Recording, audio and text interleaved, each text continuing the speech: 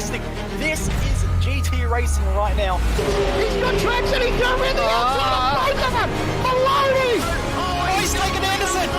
Anderson's up to Oh my God! Big crash! Oh my goodness, half the field's going to get rolled! Second very close. These guys are want to make their way through the field very quickly. Oh, here we go! Oh no! That's massive! This is it! This is over! I can't believe this! Oh my God! God, what?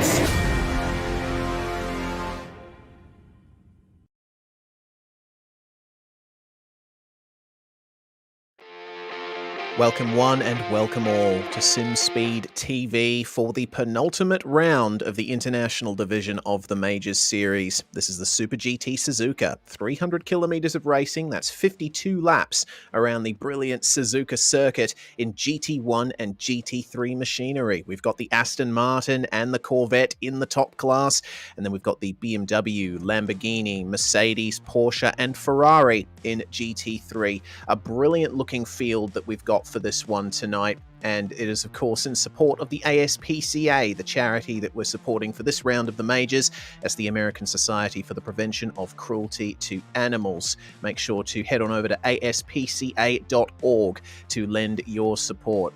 What a field we have. There's 39 drivers in this session right now as the drivers are just in their drivers briefing now, getting ready to go for what should be a scintillating 2 hours worth of racing. There's a little bit of strategy involved as well. There's going to be one pit stop for the GT3s over the course of this race, and the GT1s are going to have to fuel save a little bit in order to make it to the end on one stop.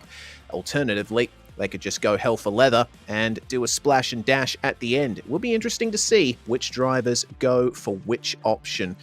My name is Reese Gardner. We'll introduce ourselves. Jay Kennedy will be joining me in the commentary box very shortly, but it's going to be me bringing you through to this event for the next couple of minutes. Suzuka Circuit. We'll briefly talk about that. What can you say about this circuit that hasn't already been said? It was built in the 1960s as a test track for Honda, designed by the brilliant John Hugenholtz, one of the most legendary circuit designers in history. And it has run strong ever since.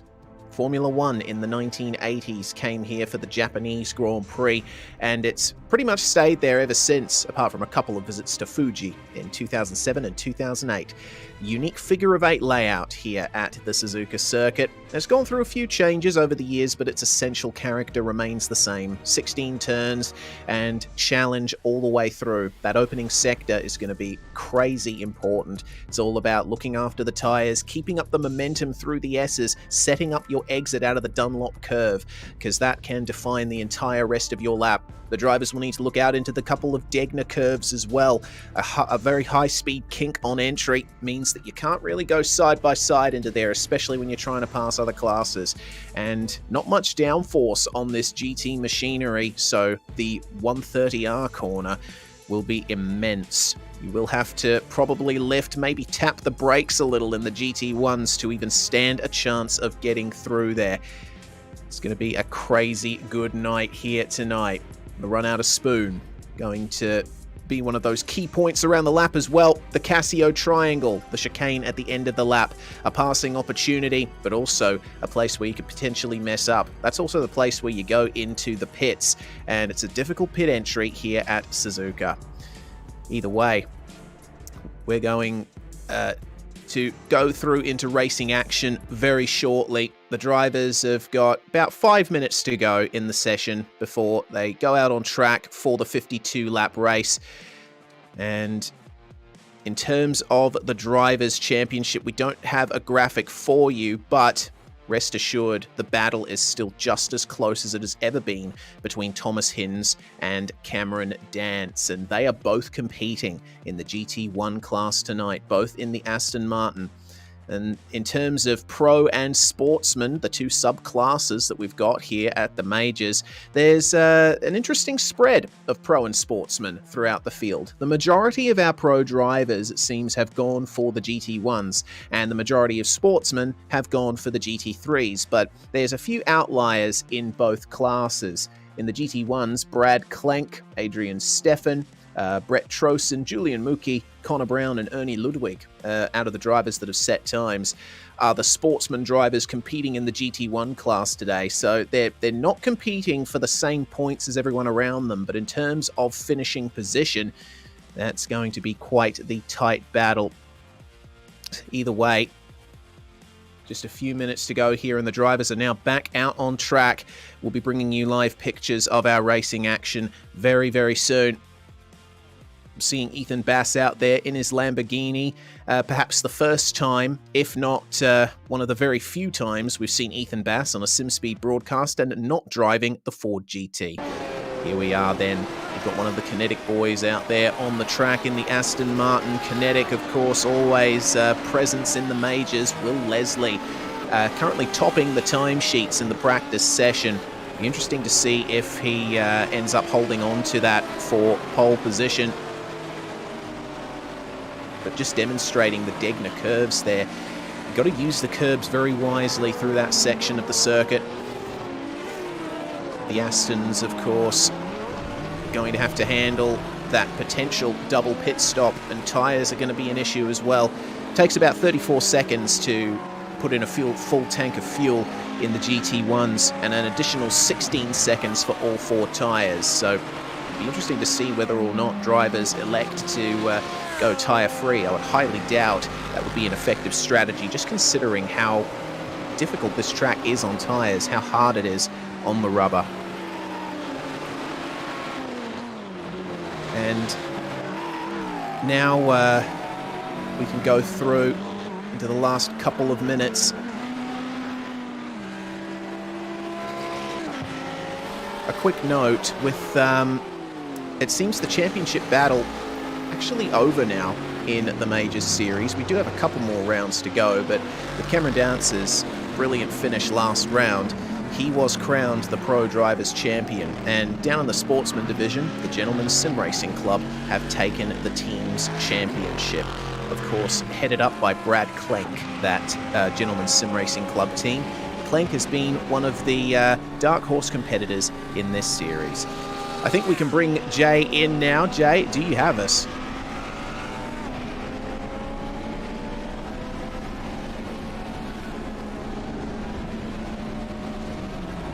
We'll just wait for Jay's microphone to sort itself out, and then we'll be able to get things going. It's going to be an interesting speed race. My microphone didn't play up. Hello, everybody. It's going to be a very, very fun one. I've been looking forward to this since the schedule was released. It's pretty cool to have the GT1s out on track, and we don't see them too often racing competitively on iRacing anymore. And it is really, really cool to have the GT1 mixed in with the GT3. It's going to be a very, very fun race. Yeah, just under 90 seconds to go before we tick over into the race session. There's plenty of space for multi-class action to happen. Suzuka, of course, with that long front straight that we're taking a look at right now. Also the back stretch up to 130R, the run between Dunlop curve at the exit of the S's and the Degners, and then the run between the hairpin and Spoon Corner, all places that you'll be able to make a flat-out pass on another class car. But most of the circuit, otherwise, Jay, not quite the case, particularly in the first sector. You basically have to go single file there. Yeah, it's turn my microphone up too much. It's a very, very single file section. Going to be tough to overtake through there, but applying pressure to your opponent through there, very, very important, because that is one section you can very easily run off the circuit or run into aggressively.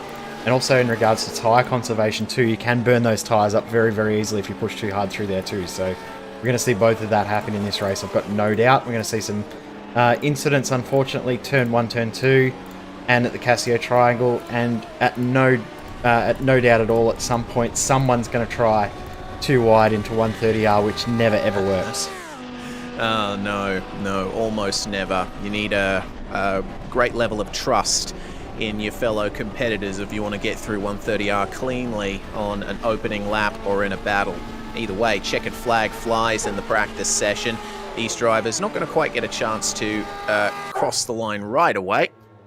But there we go. Last couple of seconds round up, and we can go through to the grid for the Super GT Suzuka, penultimate round of the Majors International region. It's Cameron Dance on pole position alongside Dwayne Burns and Thomas Hinns. Well, unfortunately, he's lost out on the championship by now, but he'll still be on for a really good finish here tonight, starting alongside Daniel Stevens. Brett Loxton and Will Leslie round out the top 6 in our GT1 category.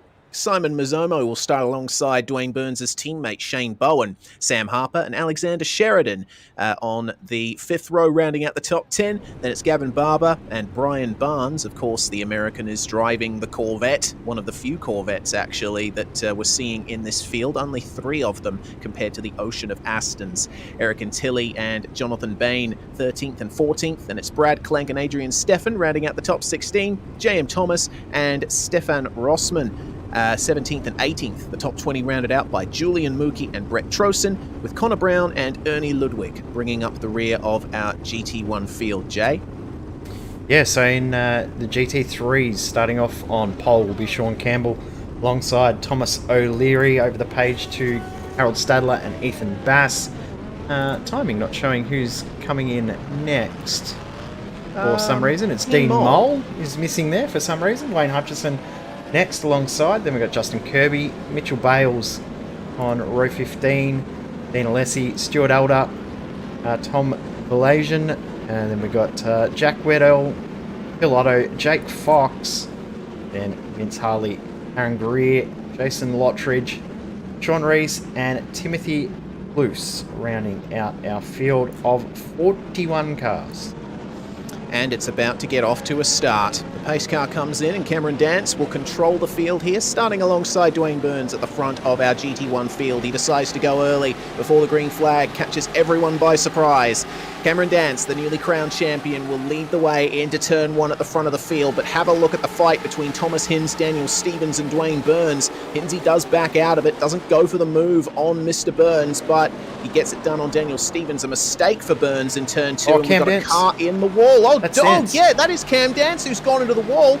And there has been a big incident in the back of the pack in GT3, GT1. Eric Antilli and Stefan Rossmann involved in an incident as we have the start for our GT3 runners. And Sean Campbell is the one leading the way. Thomas O'Leary and Harold Stadler in hot pursuit. And it seems a lot less frenetic for the GT3s than it was for these guys in the GT1s.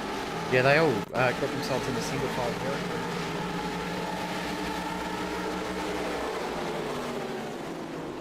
Oh, yeah. Little helping of oversteer. The car very twitchy on those cold tyres, and unfortunately he couldn't keep it out of the wall. That is such a shame there for Cam. Well, he's not under threat for the championship anymore, but that's still the opposite of what he would have wanted. Pole position, and now he's forced now to work his way back up through the field with damage. That said, in the major series, you do get one spare car to use over the course of the event, but you wouldn't want to use it this early, Jay. No, you don't want to use it early. We've seen that spare car being used very, very strategically throughout the major series in the past, and I've got no doubt it'll be the same again in this race here. Now, just explaining the colours you're seeing on the overlay. The blue numbers are GT1, and the red numbers are GT3. Drivers highlighted in yellow are in our sportsman class, and the highlighted green drivers are in the pro drivers class. Right, so that's how things will work out. There's been a big issue for Brian Barnes and the Corvette there. We saw that puff of smoke. Oh, it's all gone on.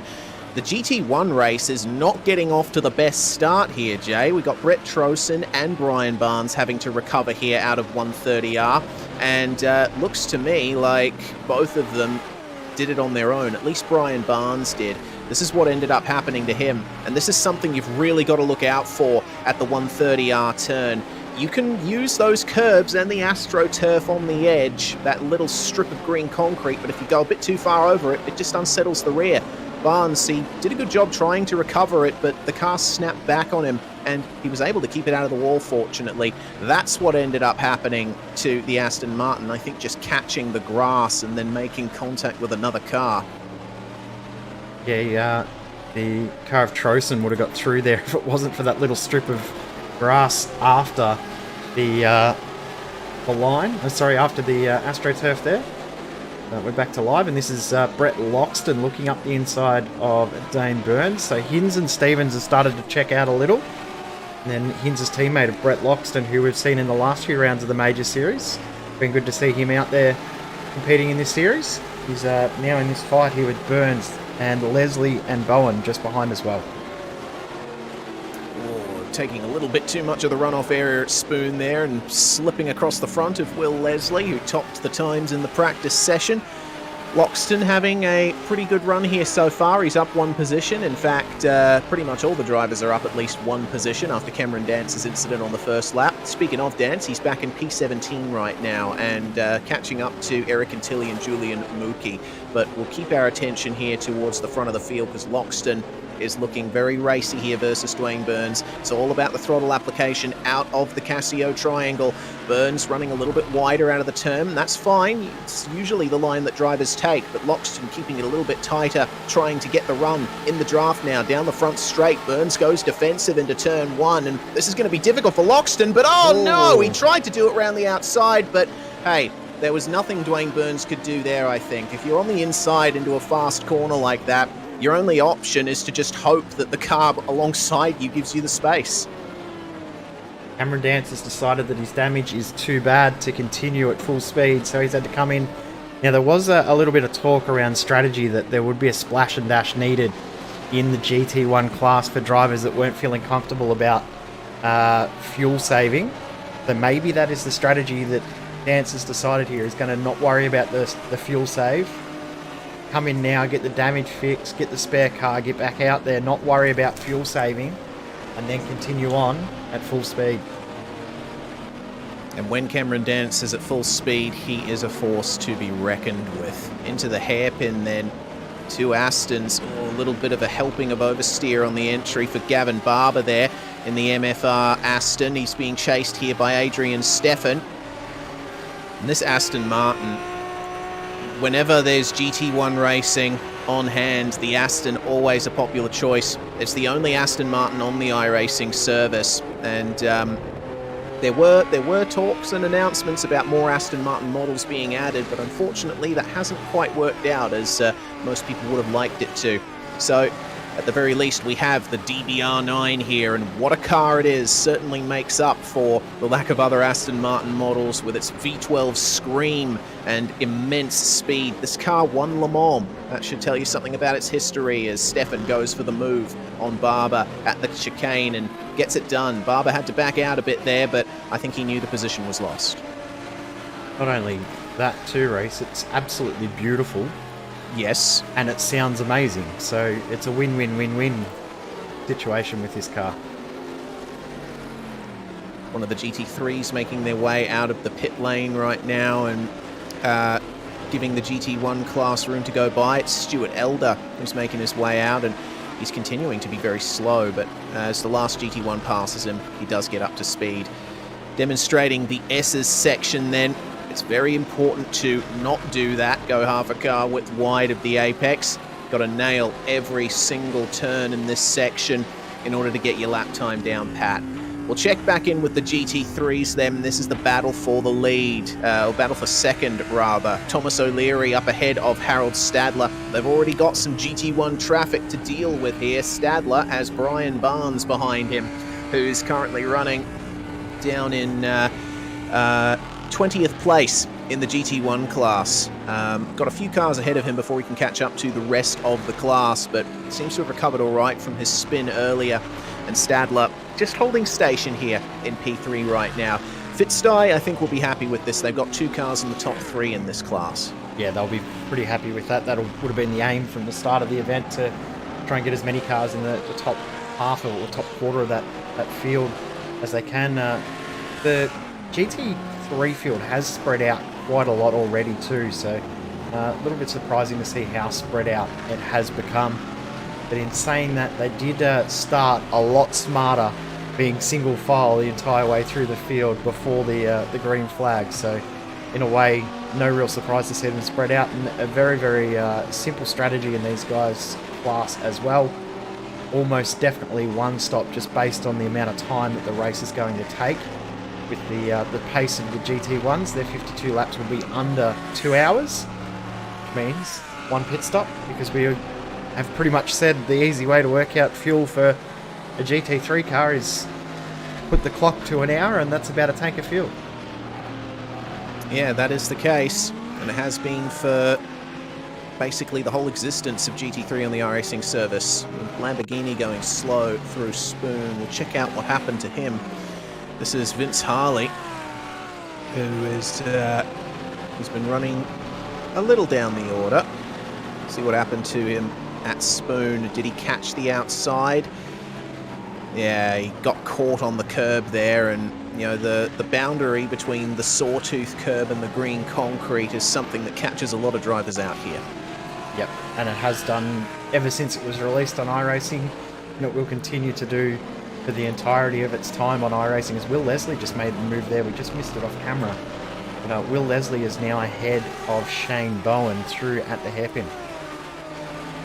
Yeah, with the absence of Brett Loxton now in that part of the field, Loxton now down in 14th after his contact with Burns. We'll check out how it was done here for Will Leslie.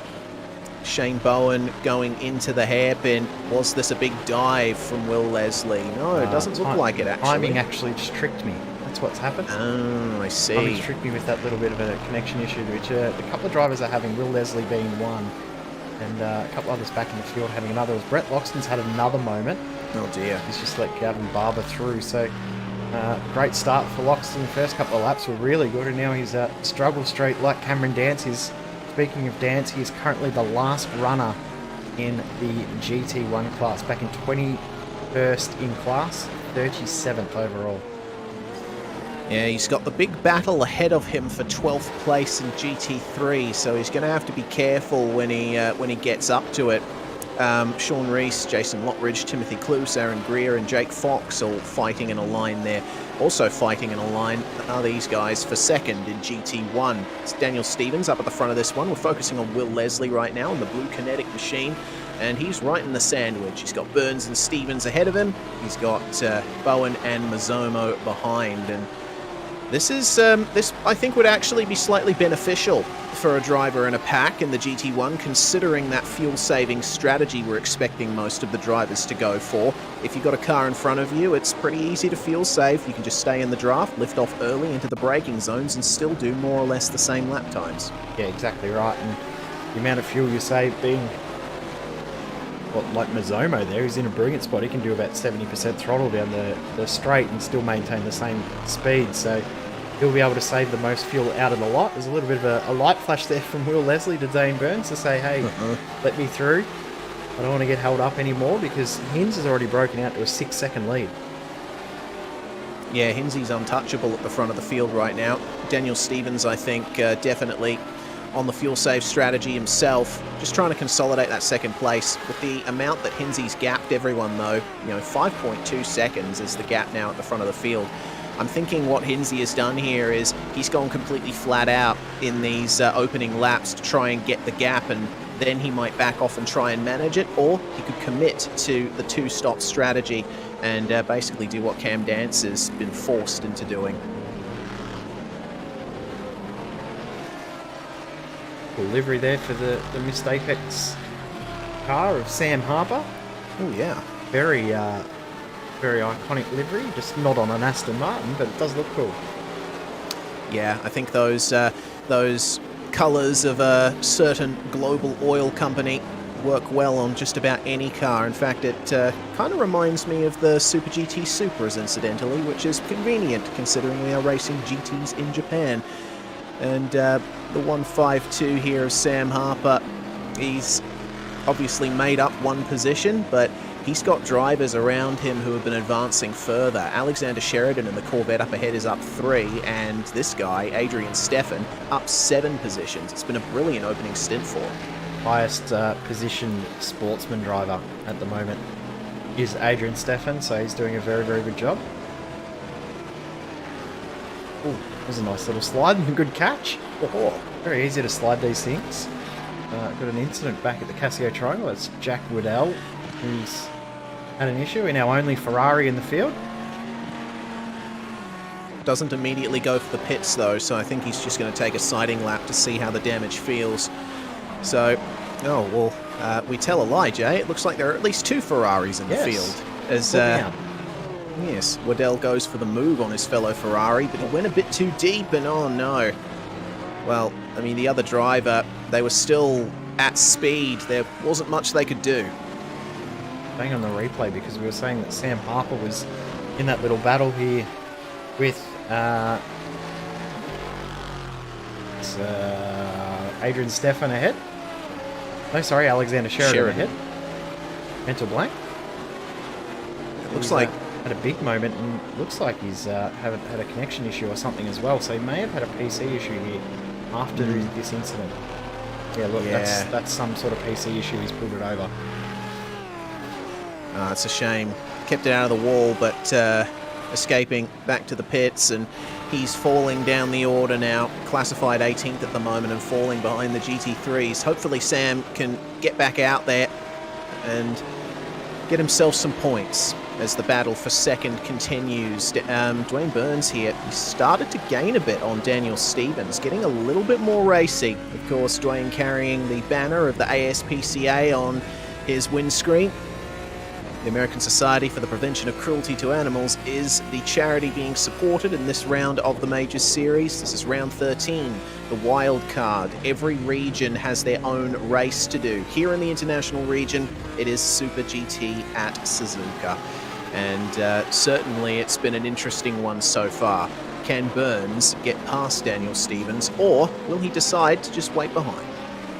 The other regions will be running different, as you said. We've got the Skip Barber at Brands Hatch for the European region, which should be very, very fun. They're calling it the Formula Ford Festival, but very, very similar. Just a front and rear wing. That's about the only difference between them and the real-life Formula Ford. And the Americas region running the SCCA runoffs, which is at the Road Atlanta Short Course. No, that's one of your favourites, race. In the Global MX-5 and the Spec Racer 4.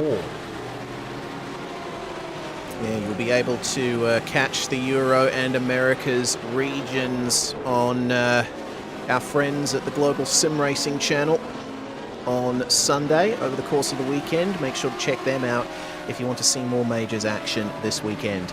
Looks like a pretty good run for Dwayne Burns out of the Casio Triangle here. But will he pull out and go for the move on Stephens is the big question. Thomas Hinns is now 7 seconds ahead of these guys, and it was an attempt by Dwayne Burns, but maybe just showing the nose to Daniel Stephens just to put that little bit of extra pressure on. Yeah, I don't think it was ever an actual attempt at a move. It was an attempt to force an error out of Dan Stephens, which Dan's been around for a long time. I think he's a little bit smarter than that and knew what was going on there. Never was going to be an actual move happen there, and just trying to keep an eye on our GT3 class to see if we can find any battles starting to brew. The lead is now out to 3 and a bit seconds, but there is a battle that is starting to brew, but I don't think it's going to be overly exciting, sadly, because it's a teammate battle. Yes. Ethan Bass and Harold Stadler in the 2 Fit-style Lamborghinis. Bass has managed to catch up very nicely to Harold Stadler in these last few laps. Stadler losing touch with Thomas O'Leary, now running 3 seconds behind him, and Bass's pace is looking pretty good at the moment. His last lap time, a 2:01.8, Harold Stadler 2:01.9. So Stadler, I think, is just in management mode. Ethan Bass, on the other hand, well, he's very familiar with GT3 racing. He usually drives the Ford GT, but that's not available for this round, so he's elected to go for the V10 Lamborghini. Still mid-engined, still what he likes, and it shows.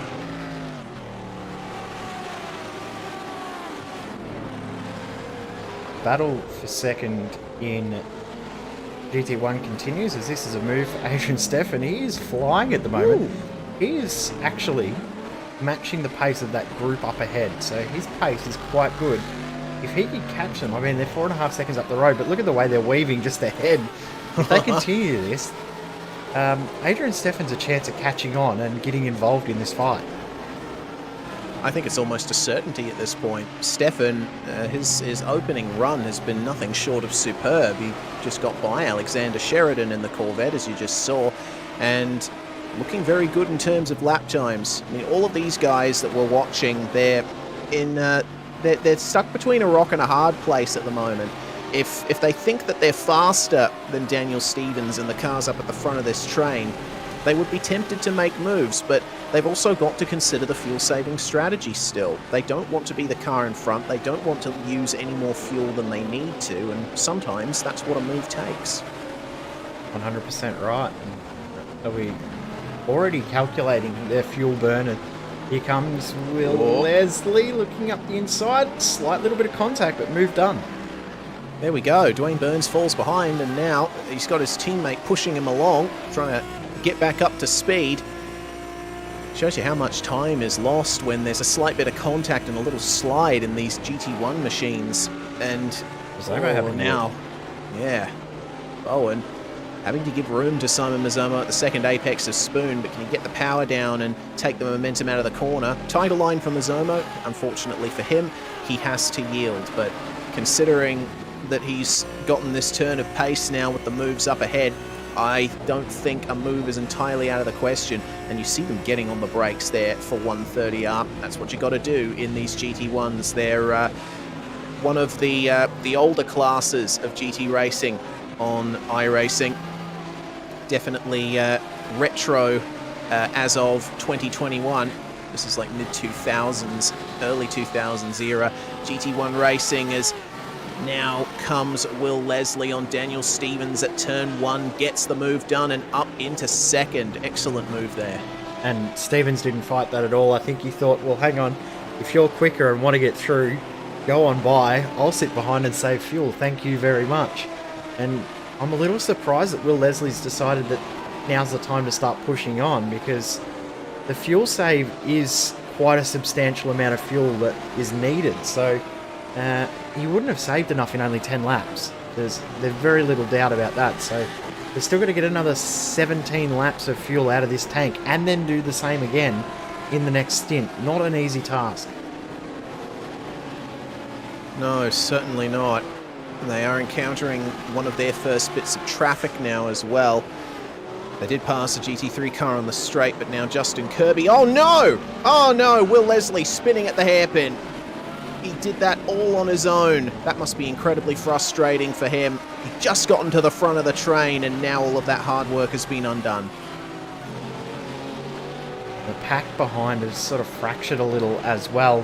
And Adrian Steffen is now only 3 seconds behind Mizomo. A lap and a half ago, he was 5. The last lap by, he was 1.5 seconds quicker than the entirety of that group ahead. Adrian Steffen is flying right now. And he hasn't had any problems with traffic from what I can see so far. Mizomo just having to make his way past Justin Kirby there. Justin's running 36th overall and 16th in the GT3 class. Interesting differences between these classes as we focus on Lockridge chasing down Sean Rees. These GT3 cars, they have less power than the GT1s, but they also have more downforce and are a bit easier to drive. So they end up making a bit of a nuisance of themselves in the first sector to the GT1s. A bit more straight line speed in our top class, but of course less mechanical grip. Yeah, and the overall lap difference between them is around about 4.5 seconds, give or take. So it doesn't take too long before the class at the front becomes the class that's chasing once again, and Cameron Dance in his recovery is now about to start to pass his first car on track, that being Conor Brown, but he's also got Ethan Bass there, his teammate, who's trying to get out of the way. This could get very, very messy very, very quickly. Oh, Dance, he was looking for a way through at 130R but couldn't get alongside. Bit compromised line though for Conor Brown, and he'll give the inside for the chicane to Cameron Dance. A little bit of a lock-up on the way through, and Cameron Dance is through. There we go. First pass for position in this race for our recovering pole sitter. And what that's done, have a look at the gap that Ethan Bass has now lost to Harold Stadler. This is what traffic can do in these races. Traffic that's faster than you or slower than you at the wrong time and you can lose all of your ground that you've caught up to the car ahead that you're trying to work on a pass. So sometimes you've got to be very, very careful. Sometimes it's better to just give up a spot to a group of cars behind, because you can then follow them through and get positions done. But unfortunately for Bass, he has lost huge amounts of ground.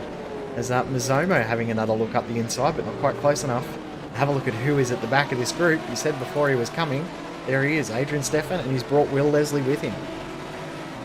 Has indeed. So Will Leslie might be able to get back into the fight for second place here.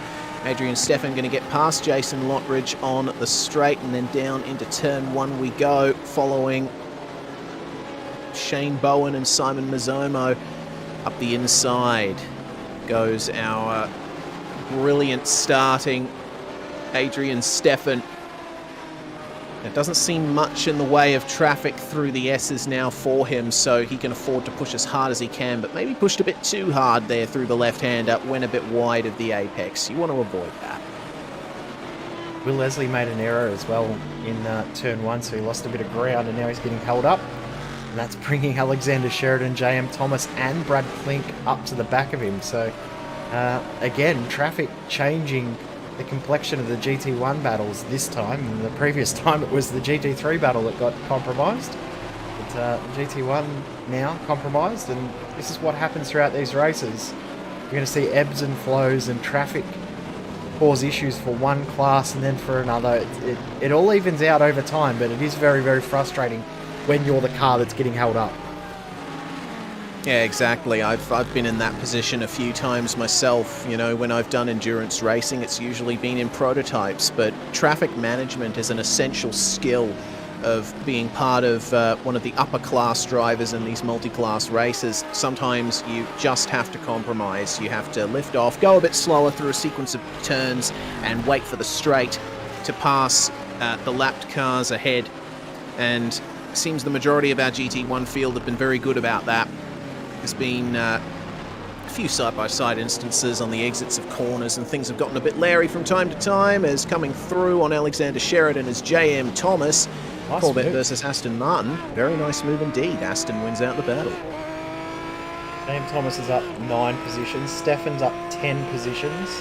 They're the biggest movers in the field in the GT1 class. In the GT3 class, got a few drivers up 6, but Sean Rees up 8 positions. The biggest mover started in 40th overall, now in 32nd overall.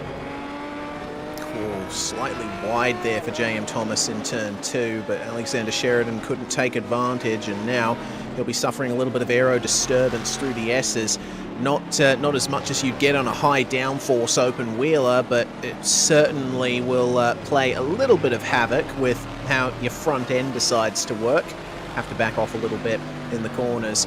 At the end of the day, it doesn't really matter how much or how little downforce your cars produce. If you're stuck behind someone, then you're going to be burning through those tyres a little quicker. Good news for Sam Harper. It looks like he may have sorted out his tech issues and he'll be able to get back out on the track very, very soon, albeit a few laps down. But that is one thing we love about the majors, is that it doesn't matter how far down people are, people will always try and finish the race. And that is one of the cool things that we've loved about the majors over the seasons that we've covered, is that people will try and finish the race regardless of how badly damaged, how much bad luck they've had. They'll still try and push on and try and finish the race. Bit of a problem for Vince Harley at Spoon. I just caught that on my end. Unfortunately, a bit of entry oversteer for him. Just caught the curb on the outside once more. Something we've seen quite a few drivers do tonight. Sean Rees and Justin Kirby then 12th and 13th in the GT3 class. I promise I won't confuse them much anymore, but they've got a bit of GT1 traffic coming through in the form of Jonathan Bain, who's running 11th overall right now. Stuck in between these two and backing off into the Casio triangle. No sense trying to make an outbraking move from that far back, especially considering that the GT3s have anti-lock brakes. They can afford to brake quite a bit later than the GT1s can. I didn't want to talk about him because I'd seen that he'd been having a bit of good luck, but now that you've mentioned him, Jonathan Bain is having some good luck for a change. It's great to see that he's having something go his way. and about to get past 95 of Vince Harley as well. So P12 up 2 spots. He's doing quite well for himself, and it's good to see. He's deserved a nice, clean, uneventful race in this series, because he has been one of the hard luck stories throughout this championship from day one. That he has. Seems that whenever we've gone to an oval round, he's been involved in a wreck, and there's always been some sort of instance of either technical issues or an incident on track that has hampered his progress. So hopefully Mr. Bain can hold on for potentially a top 10 finish in the GT1 class. The battle for second is still ongoing. Daniel Stevens still at the head of this train, but now he's got the 2 avatar drivers of Dwayne Burns and Shane Bowen in those beautiful British Racing green Aston Martins, of course inspired by the real-life livery that those cars carried when in factory colours, and it just works.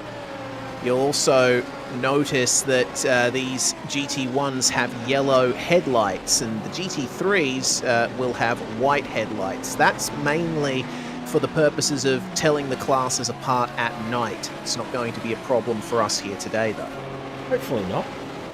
It is 11 o'clock, 11:30 in sim time, so we shouldn't have any issues for the light, considering the race is also time restricted to 3 hours, although, as we said before, it should be less than 2 hours this race based on the pace. I'm actually impressed at the pace that a few of these guys have still got, considering that we're, what now, 2/3 into the stint pretty much. Thomas Hinns last lap by did a 55.8. I've got a couple other drivers that are still doing 55s. Adrian Steffen, his last 3 laps have all been 1 minute 55s as he's closed in on these guys ahead. So he is flying at the moment. He's not doing any fuel saving, so he might be one to watch out for when it comes time for that splash and dash. He might struggle just based on the extremely good pace he's got at the moment. Well, we did say that he would be latching onto the back of this P2 battle soon, and that is indeed the case. He's rounding up Simon Mizomo corner by corner, and you see how deep he goes into the hairpin.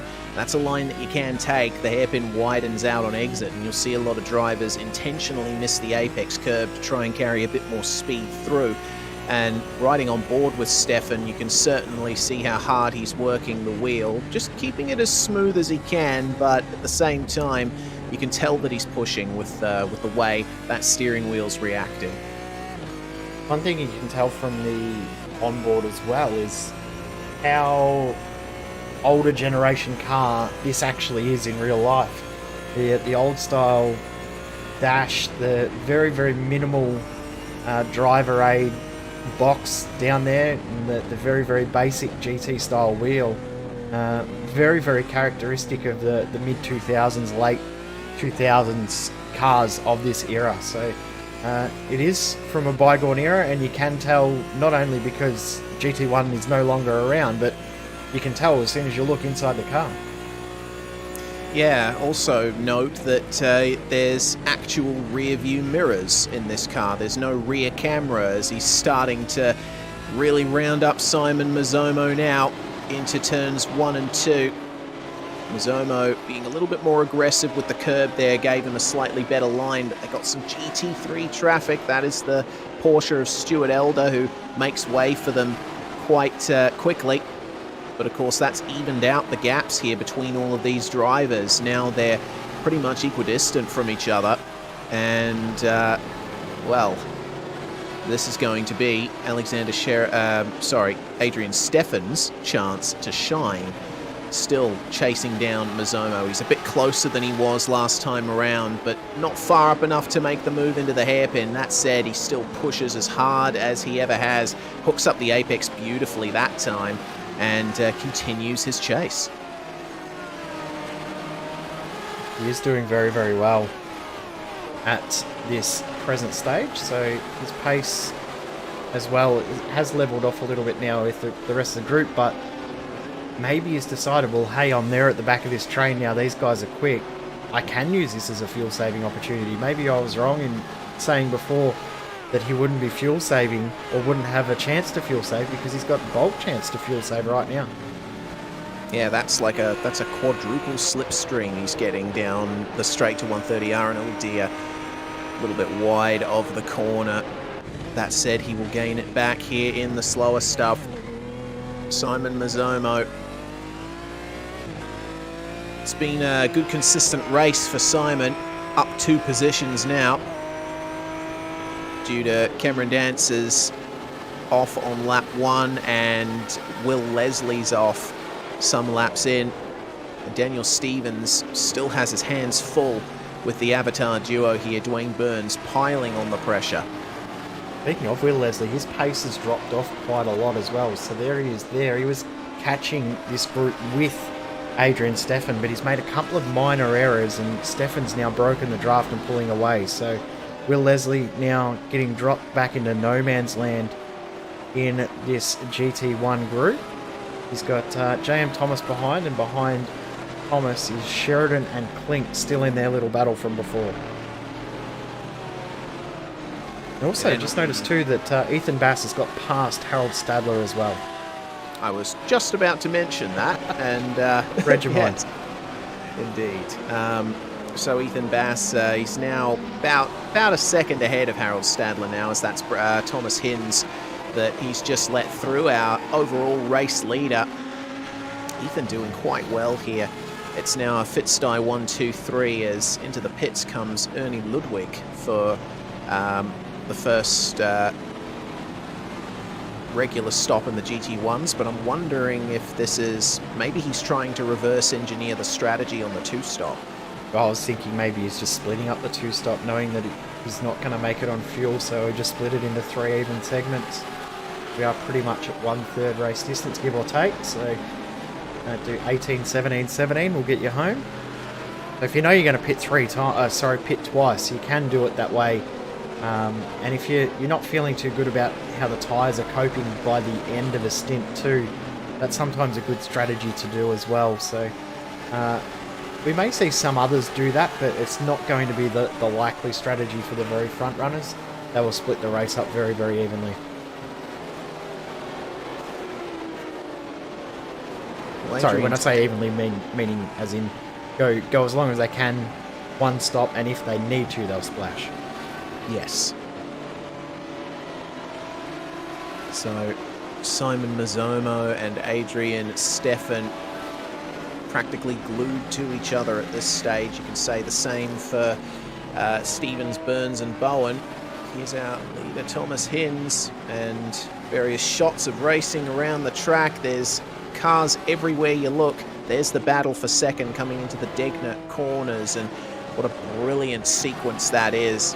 Massive challenge in any car, and that's the gap at the moment. Hinnsy by 13 seconds over Daniel Stevens. He's got no issues there up at the front. No, although the only issue he's having is he's getting traffic at the absolute wrong times. Last lap by Dan Stevens, a 1:55.8. Thomas Hinns did a 1:57.3.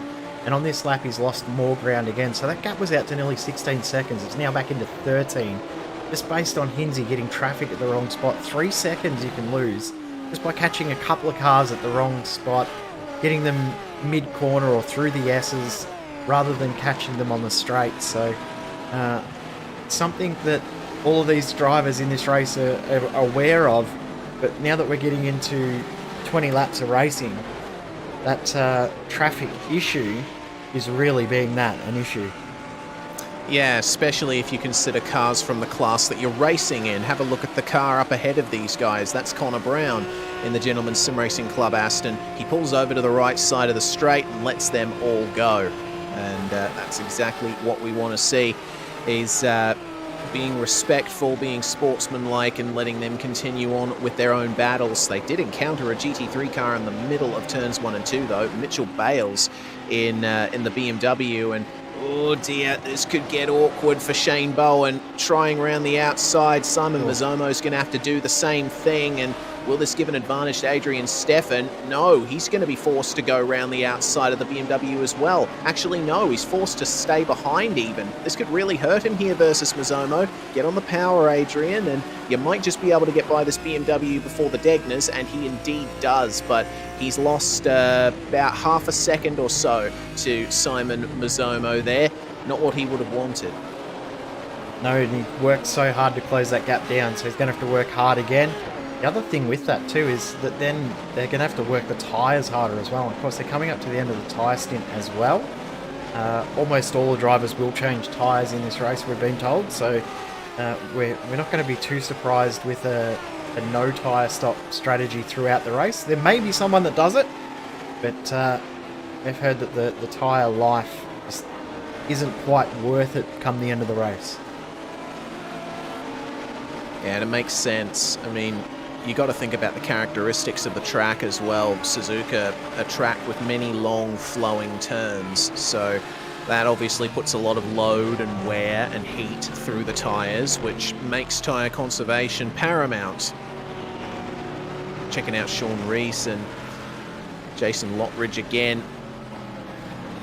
They've been running close to each other pretty much for the whole race, and the battle for just outside the top 10 in GT3, they've made up quite a few positions, with Sean Rees up 9 and Jason Lockridge up 7. So if they keep like they are, they've been driving cleanly. They haven't been taking too much out of their cars, and we haven't seen any mistakes from them so far. So they could be on for a good finish here.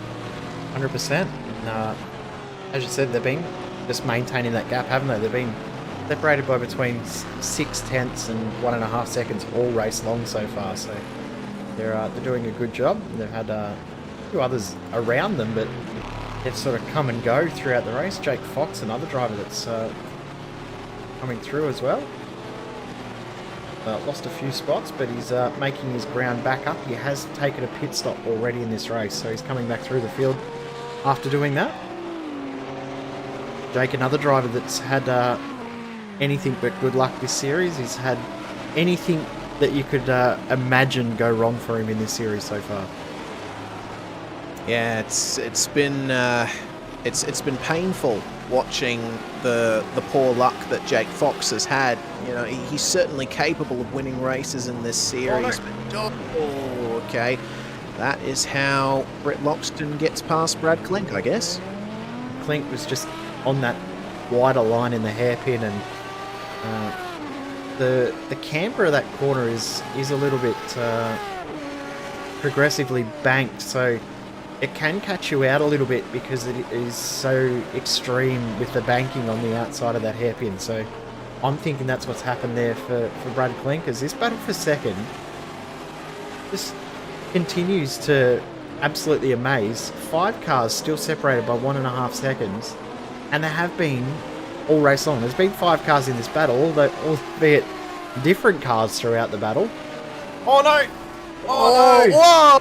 Whoa! Goodness me, that is an immense coming together there. Shane Bowen involved in that. Who else? Mizomo, as well as Alexander Sheridan, I think. No, Adrian Steffen, sorry. Oh no, Adrian Steffen involved as well. Goodness me, well this is going to be one heck of a virtual racing school replay, isn't it? Simon Mizomo's leaking smoke from his engine. He's been destroyed, basically. So what on earth happened here? It actually looks like Shane Bowen caught the grass on the outside of the final turn, lost it on his own here, and spun around. There was nowhere for Mizomo and Steffen to go, maybe to the right, but in these cars, the line takes you to the outside. The other part of that was Adrian Steffen didn't see it. Yeah, so straight up. Mizomo had his foot on the brakes, but Steffen wouldn't have even realised that he had his foot on the brake or what the brake was for. And you see, gets hit from behind, hit from the front. Wow. That's a big impact. Yeah. I mean, he got on the brakes, which was the right thing to do, but at that point, Shane Bowen had spun perpendicular to the racing line, and short of making a big evasive move to go to the right, I don't think there was much that could be done out of that. Here's the view from Alexander Sheridan's perspective, and then we'll go to Adrian Steffen. And yeah, you see, he would have had no chance of seeing Shane Bowen spun there. All he would have seen was Simon Mizomo slam on the brakes. By the time he realised the brakes were on, he couldn't do anything. Couldn't move, couldn't change lines. And there's a chance at that point too that you're already gone into autopilot and starting to check fuel numbers and things like that. And Steffen's car is definitely not in a good way because he's just almost looped it there as well. And I think Mizomo's car has stopped. Yeah, I did mention his engine's smoking at the start of this lap he's on, and it looks like the engine's finally given up the ghost. He'll hopefully be able to roll it back to the pits and get that fast repair, and I would presume all 3 fast repairs will be taken, but nah, yeah, there we go, stopping over by the side of the circuit. That's such a shame there for Simon Mizomo and Adrian Steffen through absolutely no fault of their own. Their races have been irreversibly altered. And for Shane Bowen as well. It's just the most minute of errors, and he will feel horrible that it's ruined the other 2 guys' races too. So we've spoken to Shane before. He's not the sort of person that would deliberately take someone out or anything. So he'll be very, very upset that he's affected other people's races, because that's the sort of person he is. So very, very disappointing to see. Well, they should all be able to get back out there.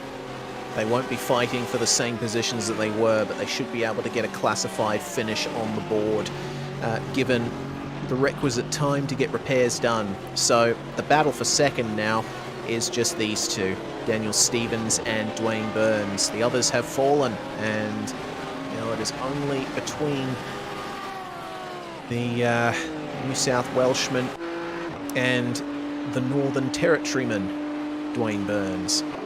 As we check out the battle that is now for third in GT3, Harold Stadler, he's still dropping off the back of Ethan Bass, got 2 GT1s in between he and his teammate. Now Mitchell Bales is starting to catch up, and Bales started a bit of a ways down in the field, didn't he? And now he's got a pretty good turn of pace. Stadler lost 2 seconds to him on the last lap, and I think that might have been something to do with the battle between Conor Brown and Brett Trosen making their way through on him.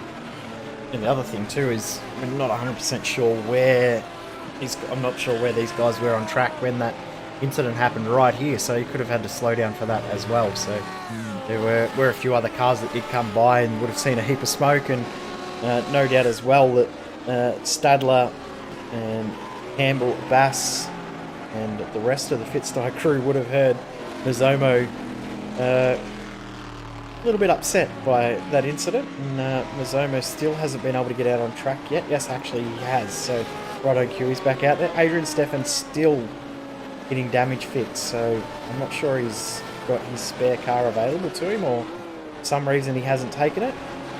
But in regards to taking spare cars, we've got Mizomo who's taken his. We've got 1, 2, 3, 4, about 9 cars that have actually already taken their spares in this race. I didn't think there'd been that many cars pit, but there obviously has been. Yeah, goodness me.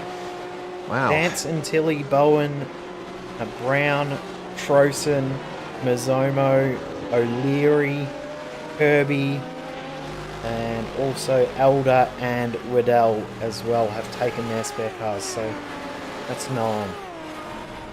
And you raised the point just before about Harold Stadler potentially getting affected by that GT1 crash. Well, I checked back on the replay and it doesn't look like any GT3s were affected at the crash site, but I would say around the lap as Mizomo, Steffen and Bowen attempted to get going again, they might have made themselves known to the GT3s and would have had to take avoiding action.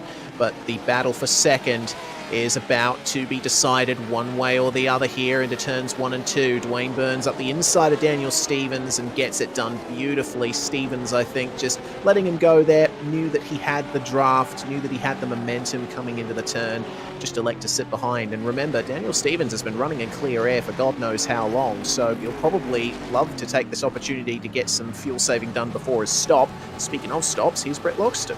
Yep, and have a look at where we are. We're 2 laps short, or 3 laps short, of the halfway point. So that to me says that Loxton hasn't been able to fuel save and has been pushing since he had that issue. Then that means that he's going to come in and make a splash and dash for fuel. So that little pit stop for Cam Dance on lap 3, that could have been an absolute lifesaver for him in this race and bringing him back into contention. Certainly could have. Oh, look at this. Oh dear, oh dear, oh dear. Is that Dance there having to take avoiding action? Yeah, it was. That's Eric Yeah. and Tilly who spun. He was in a battle there with Brian Barnes and Tilly. There's another couple of cars in there as well. And Tilly ending up around. We'll catch it on the replay thanks to our friends at Virtual Racing School. They were encountering some GT3 traffic in the midst of this as well. Slight tech issues for Cameron Dance. And, well, looks like that might have been contact. Slight latency between those two cars that ended up turning Sheridan around. It's a shame in Leslie's starting those. to catch as well. Sorry, there, Reese. Will Leslie's now only second behind Dan Stevens. He is indeed. Just finished what I was going to say. It's those... as Stevens goes into the pits, I'm probably never going to make this statement. Well, Stevens coming in for a routine pit stop this time round, and he's still a couple of laps away from the halfway point, so unless he decides to really back off in this stint, he's probably going to have to pit again. But it's turns like the Casio Triangle. We have to be really careful navigating the traffic. You know, obviously you have to take your line and make sure you don't run wide and off the circuit. But if there's a GT3 car in your midst, then it's very difficult to get through there without a couple of dings on the bumper. And Brian Barnes going for a grand old adventure in the Spoon complex there. He's now behind Cameron Dance and Julian Mookie, as I've noticed Jonathan Bain is now in the pit lane. Dan Stevens still stopped, and I say before, about 30 seconds for tyres and about 16 seconds for fuel. Yes, and it looks like no tyres for him.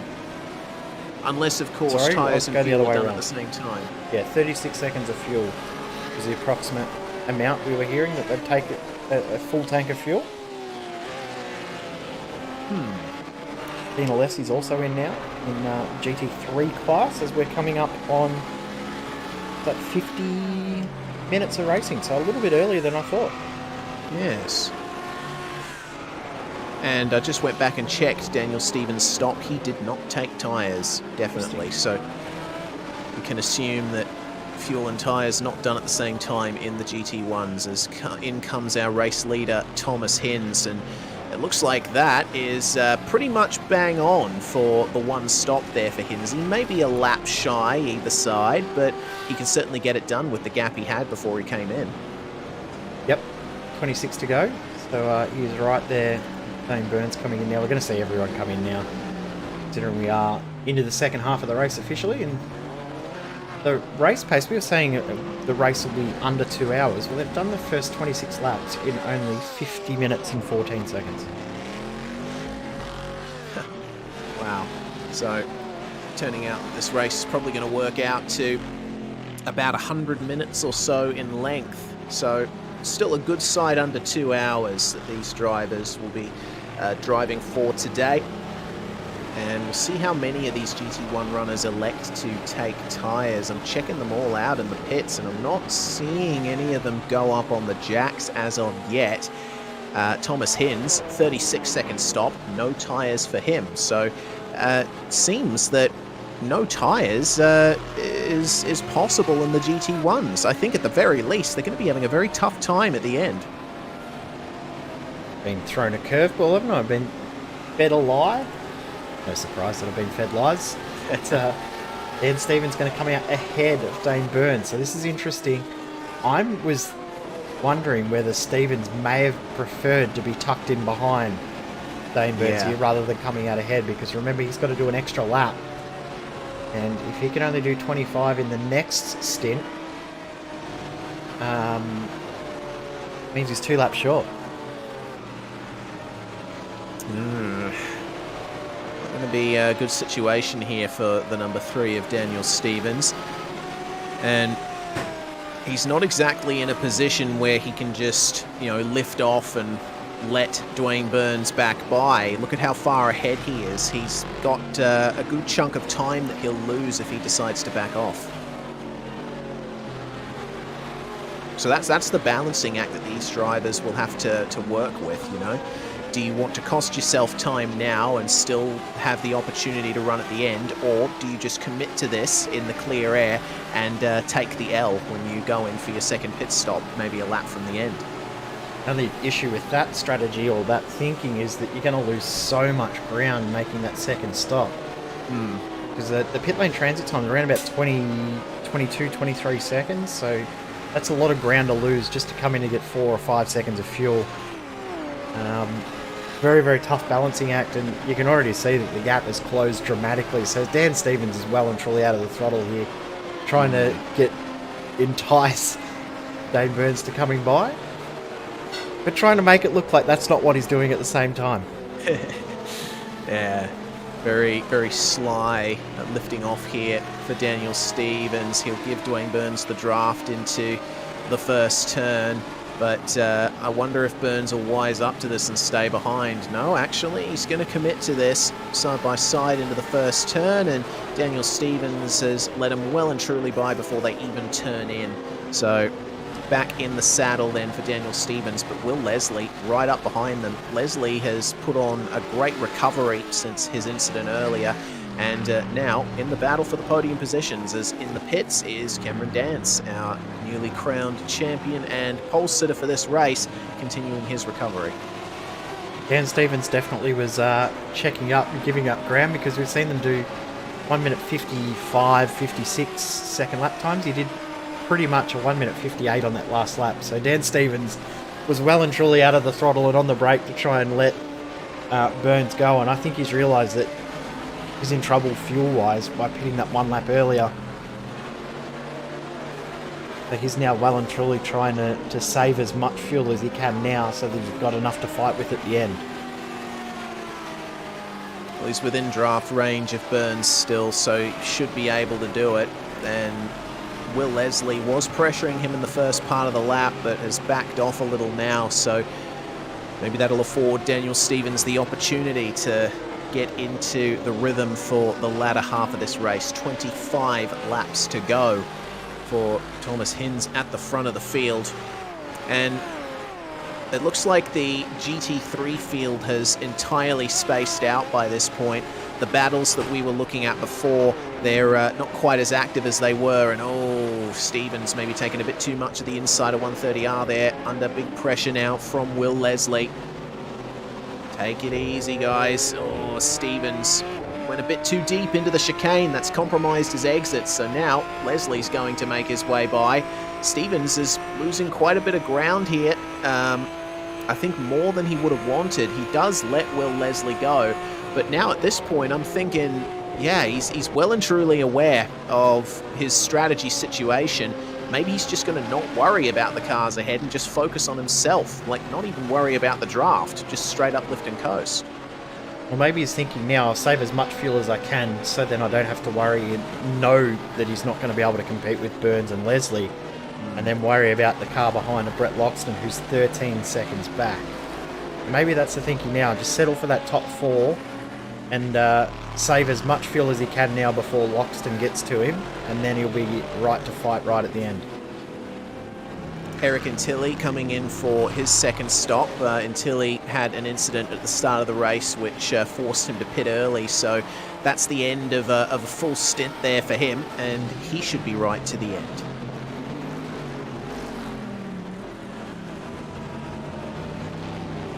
As the GT3 fights coming back into contention here, Aaron Greer and Wayne Hutchison are close on track, but we're looking at Sean Campbell, our leader, and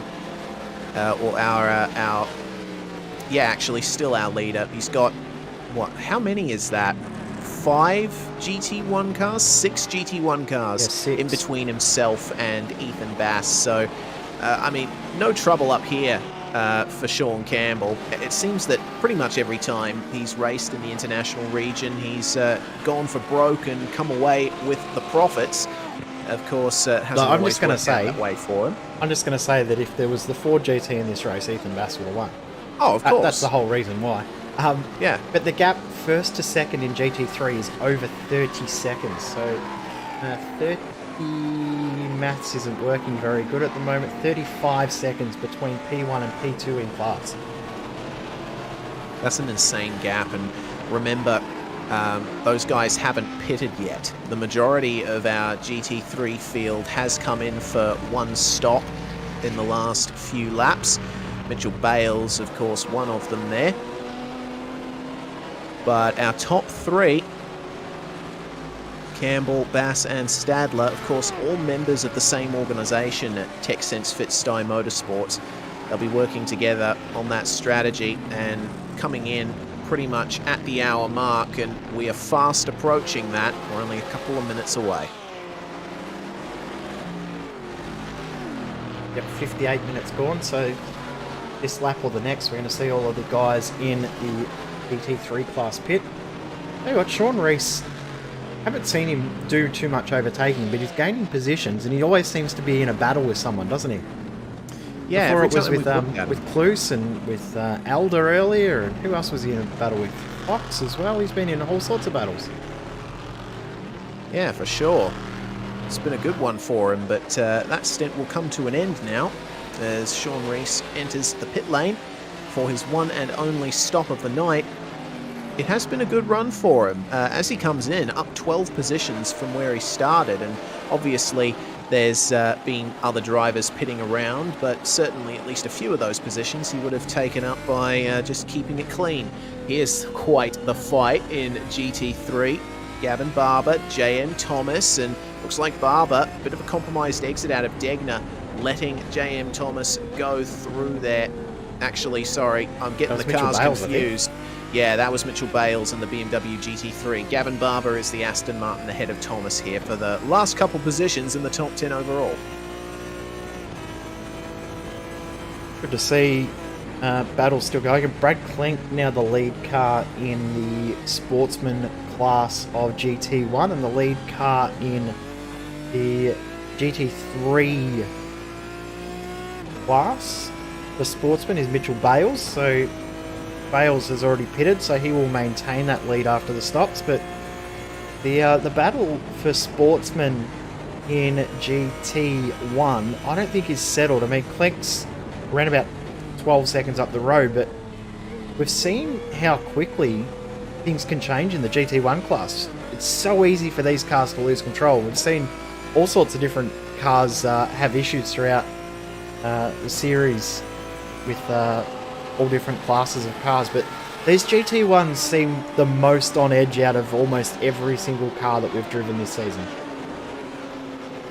Yeah, they're from that era of endurance racing where it was all about power. It was all about the least draggy car possible. And it still is that way today, at least at Le Mans, but there's been a bit more of a shift in focus when it comes to driving dynamics in GT machinery, just towards being a little safer, a little more gentlemanly, I guess you could say. So these cars definitely a blast from the past in more ways than one. They do have traction control, but that does tend to kick in quite aggressively. So at least when I raced the Aston, a lot of drivers ended up running without traction control because it was a bit easier to keep control of it. Sort of is a bit backwards thinking in a way, but also it's a sort of car I found that when there's a little bit of smoke coming out of Sean Campbell's car. Depending on what car you drive in other series, you drove it in different ways. It could be driven all different sorts of ways, and there was no true 100% perfect way that was the way you should drive it. Unlike other cars that you have a set style that you have to drive a car, the GT1 sort of had all different ways that worked.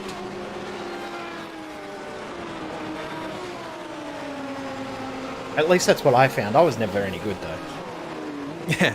Yeah. Well, I'd say that I agree. You know, I was able to apply my own style to the Aston when I was driving it, as well as to the Corvette on the few occasions that I drove that. Here is J.M. Thomas now in the slipstream of Gavin Barber, and he's able to get by on the front stretch all the way up to 7,300 RPM in that wailing V12. What a brilliant sound the Aston makes. I'd say a brilliant sound that the Corvette makes as well, but there just aren't as many Corvettes in this field. Either way. Sadly, only the 3. Yes. I love that deep throaty rumble of the 6 or 7 litre V8 that those things run. But either way, J.M. Thomas now well into the top 10, 9th place for him. There it is. Beautiful sound. There we are. Alexander Sheridan. One of the few drivers here representing the famous American brand. And this engine has so much torque in the lower part of the rev range. You can just put the power down at almost idle and the thing just pulls away. It's incredible. These cars were an incredible... it was an incredible era of endurance racing when these things were the main GT series. They were just... It was, as you said before, all about power and nothing else mattered. If you didn't have the power, you didn't have top speed, it didn't matter what else you had, you weren't going to win the race. And in a way, I'm glad we've sort of gone away from it, but in the same aspect, geez, I miss the sound that these things make. Yeah, it was a crazy era of racing, and there were so many brilliant car models that these machines competed with. You know, I think about the Ferrari 550, the Maserati MC12, also the, there was another GT1 car that I loved, the Lister Storm, that used the same V12 engine as the Aston Martin. I'd love to see that. But Ethan Bass taking his pit stop. We saw Sean Campbell come in just before, and it looks like Harold Stadler's come in for a stop as well. Ethan Bass, he's had a bit of a short stop there for... He's had some taken tyres. So Campbell's taken tyres, Bass and Stadler have not, to try and close that gap back down. And curiously, or actually no, not curiously, Thomas O'Leary, who's currently leading the GT3 class, he came in at the end of lap 15 for his first stop, and he'll undoubtedly have to take one more towards the end. But yeah, it shows how dominant the run has been for Sean Campbell in GT3, that he can afford to take tyres and still stay ahead of everyone else he's racing with. It's just been way too quick out there, hasn't he? Just dominating. So this is Dance on his recovery to try and get himself back into the top 10. Oh, there's been an issue for Dan Stevens. Oh no. Oh, very slow out of the Casio triangle, instantly into the pits. Been a big issue for him, and a good sight more damage on that car than last time we looked at it. So what on earth happened to Daniel Stevens here? Under the brakes into the Casio triangle. Oh no! Oh no! Oh man! Oh, I think we had a telepathic link there, Jay. Our hearts just sunk. We knew what was coming and we couldn't stop it. Oh man, that is such a shame. And who is it here in the Ferrari? This is Tommy. It's such a shame. Tommy Villianen, he lost it on the brakes and no way he could slow down. Just swipes Daniel Stevens off the road. I'm sure that that Tommy will be apologetic for that. Here's the view on board from Stevens. He could probably see a glimpse of that in his rear mirror, but turning in thinking, okay, hope it doesn't work out that way, and ultimately it did. He may not have even known that it was coming because he was so far back when the incident started. It's good news for him though, Dan Stevens that is. Been able to use that spare car and get back out there. Tommy's been able to get into the pits. It looks like he's already used his spare car. No, he hasn't. Yes, he has. So he may be done, unfortunately. That's a shame. Speaking of drivers who have had big issues and are now back out on track, Adrian Steffen, one of them, he spent a great deal of time in the pits, but he's now back out on the circuit on his after making two visits to the pit lane. But we check out Dwayne Burns and Will Leslie. This is the battle for second now. Daniel Stevens was involved in this before he had to back off. He wouldn't be able to make it to the end otherwise. And now, thanks to that incident with Villianen, he's completely out of the second place battle. But Will Leslie continuing to shadow Dwayne Burns as he has. And I think it's been a good recovery for Will from his incidents earlier as well. 100%. Considering where he was earlier, I mean, he's still having those connection issues he's been having all race, but the positive is that he's still out there and in a good spot and could still try and take the second position. Of course, Will Leslie, former champion in this year, champion 2019? 2020, last year. Was it last year?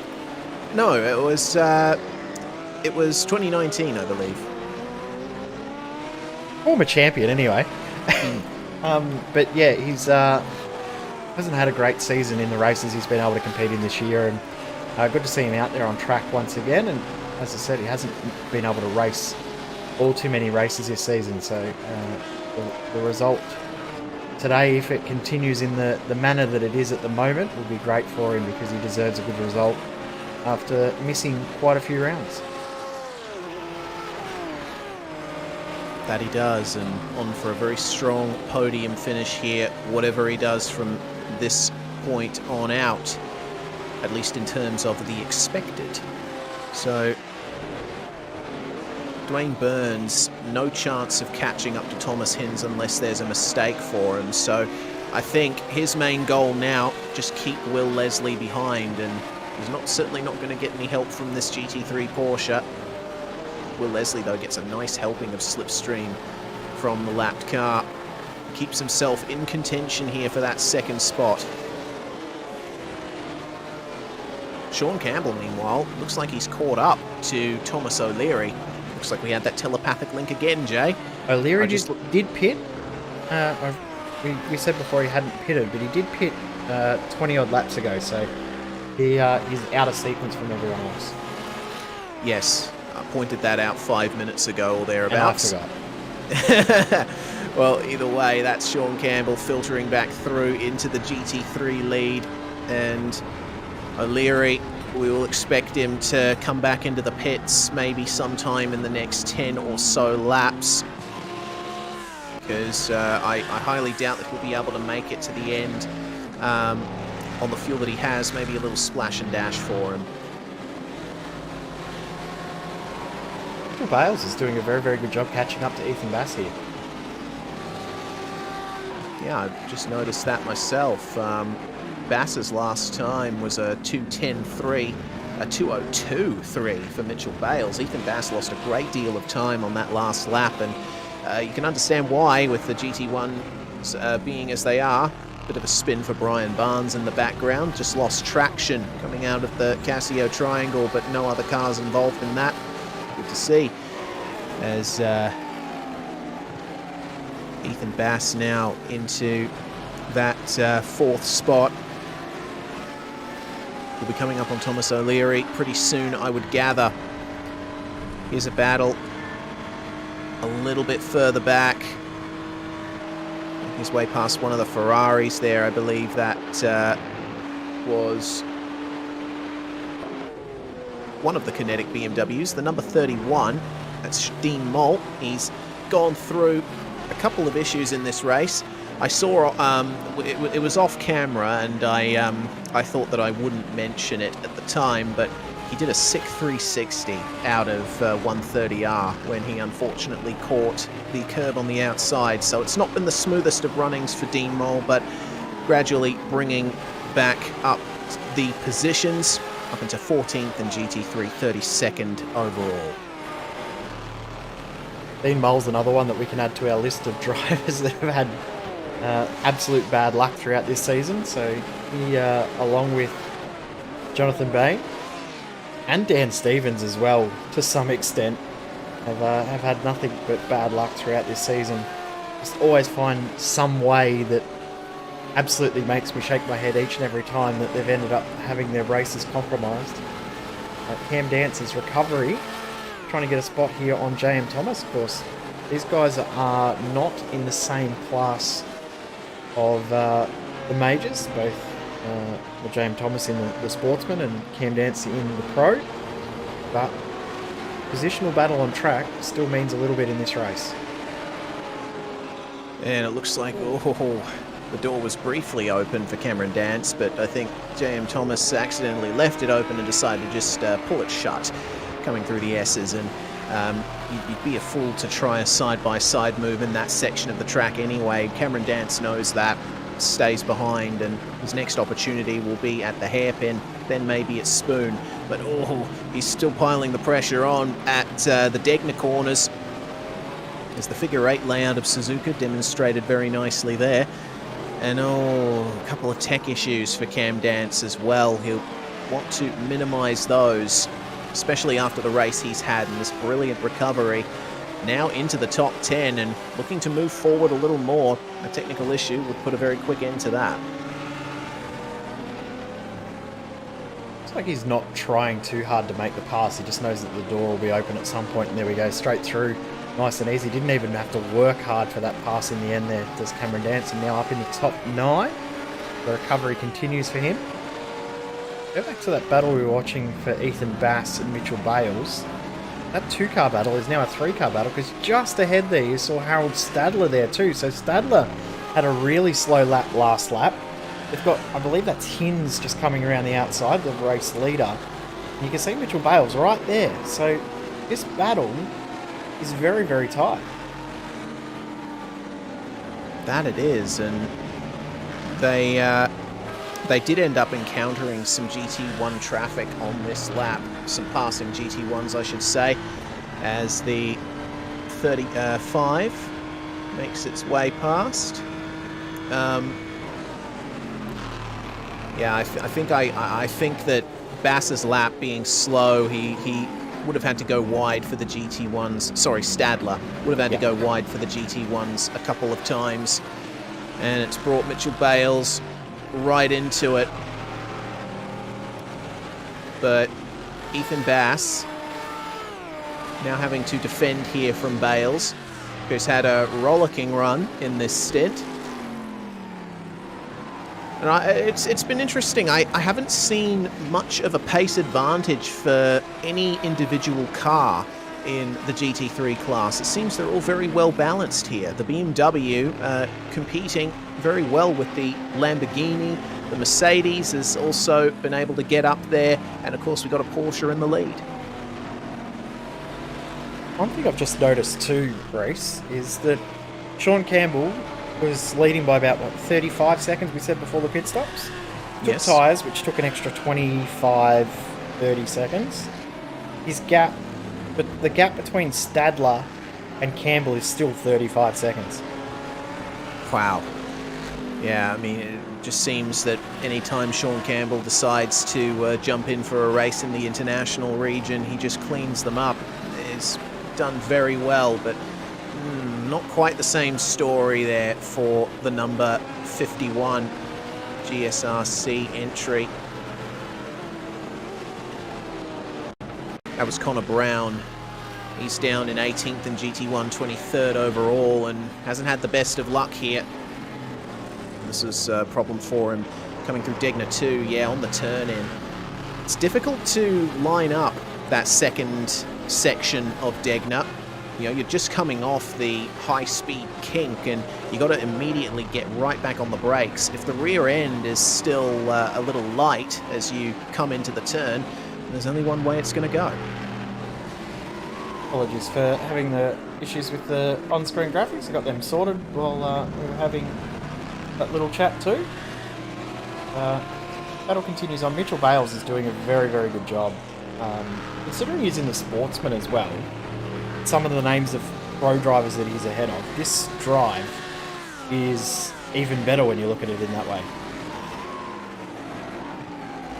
Yeah, it's been obviously some good preparation for Mitchell Bales before this race, and he's executed a plan and done it very well.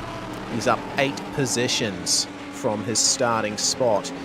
It's been nothing short of a nice, consistent, solid drive up through the field for Mitchell Bales.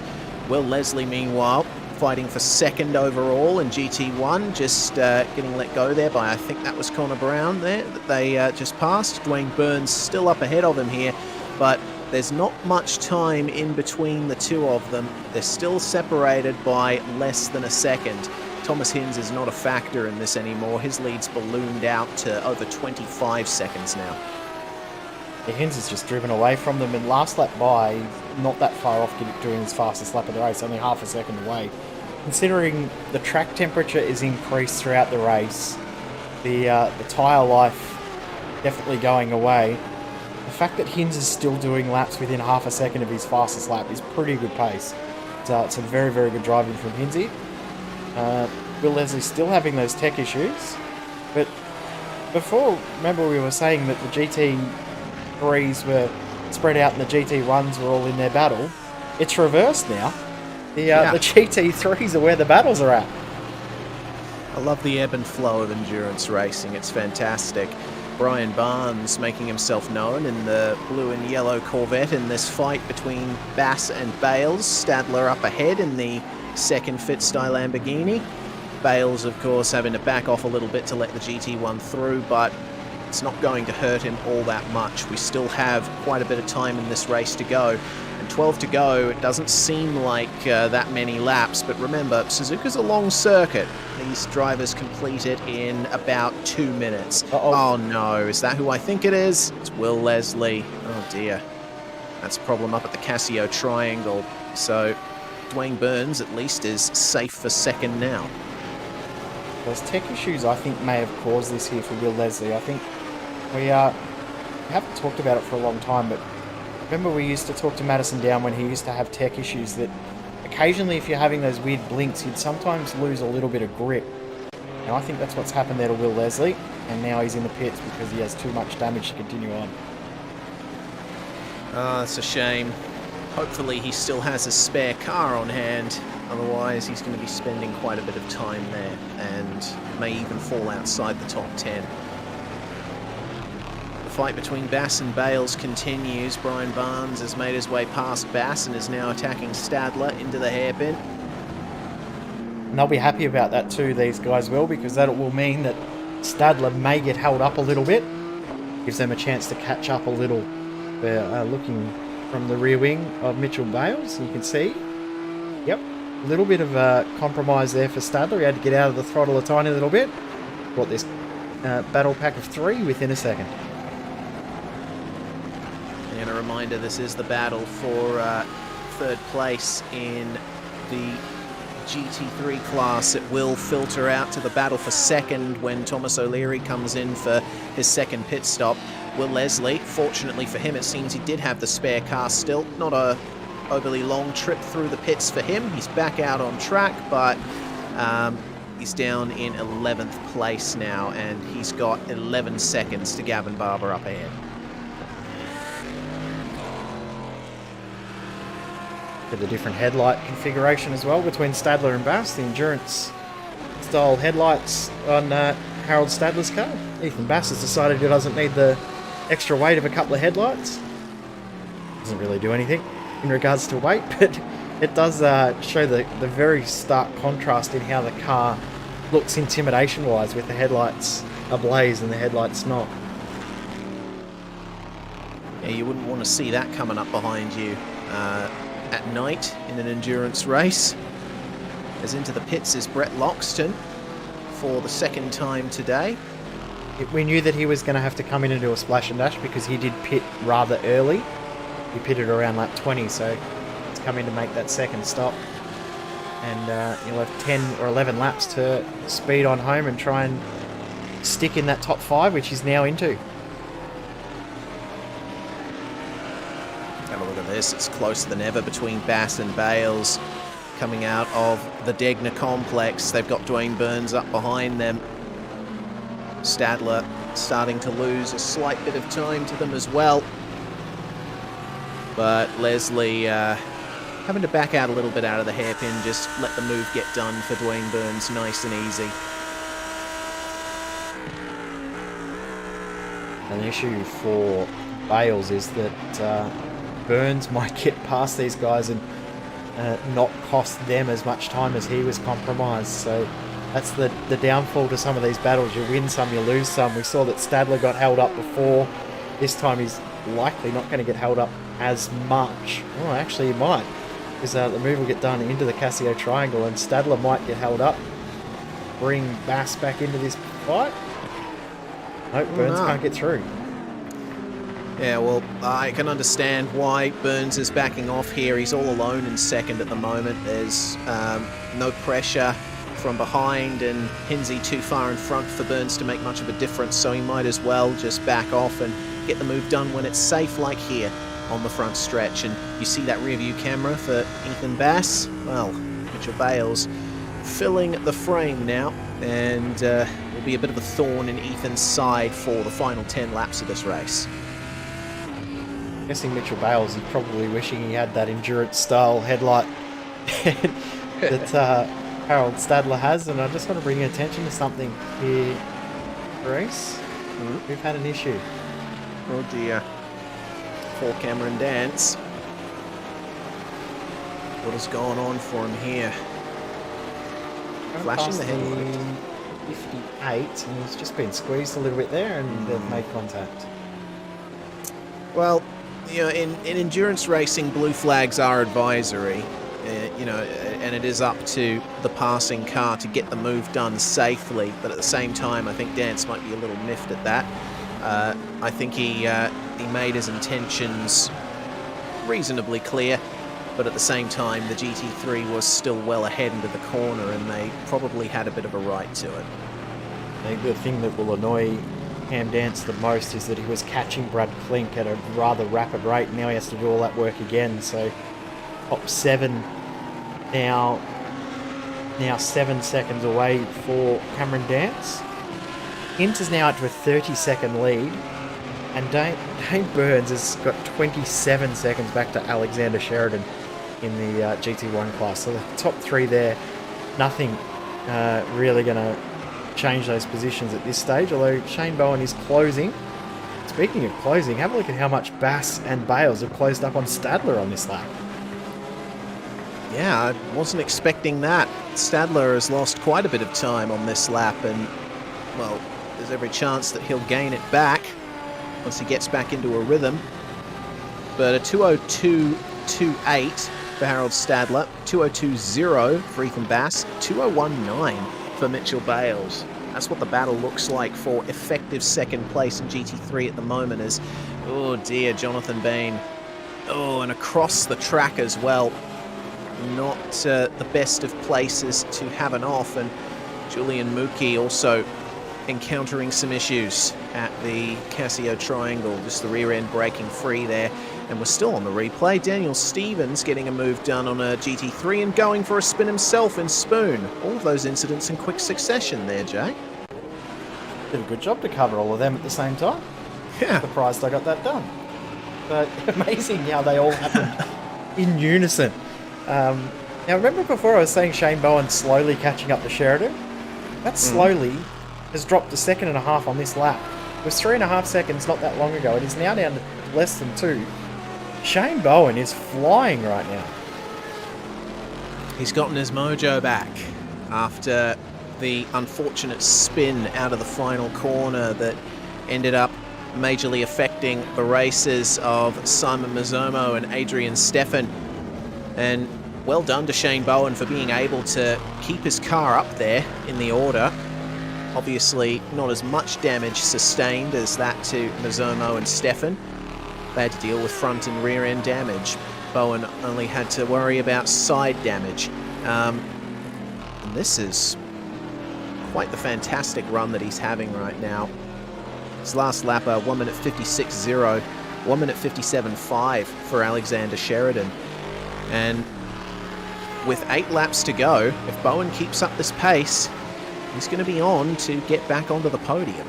100%, he's right there. Now it's down to a second, so I'm wondering, oh no, Stevens is off again, that time at the hairpin. I was about to say, I'm wondering if Sheridan has looked down at his fuel gauge and gone, uh-oh, I don't have enough, and now has to save huge amounts of fuel to try and make it home. Yeah, looks like that is the case. Well, Sheridan pitted on lap 26. So, I tried to pit it a lap earlier. yeah. Having to get on the fuel save, but Shane Bowen, remember, he lasted 22 laps before his spin, and then when he came into the pits, it's been another 22 laps since then. So He'll have to pit again too. Yeah, he'll have to pit again as well. That puts Brett Loxton in a position where he could steal a podium, even after that spin on lap 3. What a drive that would be for Brett Loxton, and whichever way you look at the podium battle right now, either team involved stands to gain quite a bit currently. If Shane Bowen gets it done here on Alexander Sheridan, it'll be the 2 Avatar Auto Racing cars in 2nd and 3rd. But if Brett Loxton manages to get the podium, then that's a double podium for the Jinx Shifters HJR squad. Thomas Hinns, of course, his teammate, who is leading. Battle set now, well, it's still 3rd, 4th and 5th at this stage in GT3, but it will be 2nd, 3rd and 4th. And trying to crunch numbers in my head, Thomas O'Leary could actually come out of the pits after his splash and dash for fuel in the middle of this battle. So we're in for a grandstand finish in 2 classes at the moment. Isn't that the case with the majors time and time again? It ends up calming down quite a bit in the middle stages of a race, but it all goes off at the end. Can Bowen get it done on Sheridan into the chicane? No, too far back to get it done. But we are in for another excellent end to a round of the majors series. In goes Shane Bowen to take his final pit stop, and I think that Sheridan, he might be able to save enough to just crawl across the line at the end. Either way, I think he might still finish ahead of Bowen at this stage as Thomas Hinns and Brett Loxton filter through. Brad Klenk's going to get past Bowen, and it looks like Cam Dance may as well, because Bowen's still stopped for fuel. Away he goes. He's going to come out right with Cameron Dance here. Just behind, actually. Yeah, they actually might even lose out to JM Thomas, or maybe not. Thomas just behind Bowen now as he re-enters the track. Oh no! That's Bass! Oh, And Bales. Contact between the classes there. It's one of the GT1s involved, one of the Astons. Bales was able to get going, but Ethan Bass has lost a great deal of time out of that. What on earth happened here? It was Brett Trosen, I believe, in the Aston Martin. I think he's had his own moment right in front of these guys. Well, a little bit of contact. A little bit of netcode contact. Yeah. It looks like Trosen was... it looks like he was on the way to taking the corner wide, and Ethan Bass getting up to his inside and just made rear quarter contact. That's a huge shame for him, for all 3 of those drivers involved. But while that's happened too, there's been an issue for Harold Stadler. I don't know exactly what's happened to him. He had a little half spin at the exit of Spoon. So he lost all of that ground that he gained. And now Bales is back to only 3 seconds back. Although he's it's going to be more now. Yep, that's unfortunate. Yeah. Wondering if Ethan Bass is going to have to do the same thing. He made side-on contact with the GT1. Yeah, there we go. So that's Harold Stadler's anxiety lifted, I suppose. He doesn't have any pressure from behind now. But at the same time, still got to think about Thomas O'Leary. Where's he going to come out when he takes his final pit stop, presumably in the next few laps, unless he's on the mother of all fuel saves? I can't see him saving that much. I mean, he's on lap 29 of this stint. We say that an hour is about it. 2 minute 2 lap times means an hour is around about 29, maybe 30 laps. So he's pretty much at that point. This is Will Leslie in his recovery too, trying to get back into the top 10 from Gavin Barlow. It's been a recovery drive for practically the whole field at this stage, right? Other than Hinns, everyone has been on a recovery. Hinns and Campbell have been the only ones that haven't had to recover from anything. we'll see how Will Leslie's campaign ends up. He's very close now to Gavin Barber, and looks to me like Simon Mizomo jumping into the pit lane for his second and final stop. And of course, the reason for that being he was one of the cars involved when Shane Bowen spun around earlier, had to jump into the pits to get damage repaired, so he was off strategy in terms of fuel. He's going to have to settle for a finish outside the top 10 at this stage, but Will Leslie looking to break back into the top 10 with Barber ahead of him into Degner 2, and still too much space between them for any moves to be made into the hairpin, but I feel that it's only a matter of time here for Leslie. Oh, no. I've just commentators cursed him right away. He recovered it though, so he recovered it. Okay, cool. No worries. He caught It's the partial caught the curse. Yes, yeah, the half curse. Yeah, on the outside of the hairpin, I mean, you're turning right on the way into the hairpin, and it can be very easy to get your line wrong and just run into the grass when you're about to turn in. That's what happened to Will Leslie there. Thomas O'Leary now on lap 30 of this stint. So I can't see him doing 5 more laps. So that's nigh on impossible. Would you agree with that, Chris? I would. Unless he's got some kind of ace up his sleeve that no one expected. But I remember before, one thing I did say is just seeing there's an issue for Brad Clank at turn 1. One thing I said before was that O'Leary was going to come out in the middle of that battle with Stadler and those other boys, but with Stadler having his own issues and Bass and Bales having issues, O'Leary stands to hold on to that. Oh no, teammate contact. Oh dear. Who was the other car there? The 51, Conor Brown. O'Leary should come out right with that position still in hand. Yeah, should. Oh dear. Yeah, not the greatest of re-entries there for Conor Brown. And I think that's damaged Brad Clink's car, because he's had another moment at the Degners. Slow to get going. Oh Yeah, dear. he's crabbing. Is that? Yeah, and one of the Lamborghinis as well, one of the Fitzstye ones, having to really take avoiding action. We're actually going over the curb. Yeah, out of the Degners. Very slow now is Brad Clank, and making his way towards the pit lane. Brad Clank leads the Sportsman. No, he drivers. doesn't now. No, he doesn't. Sorry, you're saying the Drivers' Championship. Yes. I say he's the driver leading the class, but now he's lost that now to J.M. Thomas from that incident. Yes. Well, yeah, despite that problem there for Brad Clank, he should still hold on to his championship lead. He's had a dominant run in the Sportsman class this season, almost double the points of anyone else. Yeah, he's been absolutely brilliant the entirety of the season. I think some of the combined races he's been contending for wins, hasn't he? So yeah, he's been right up there. So great to see him have a good run.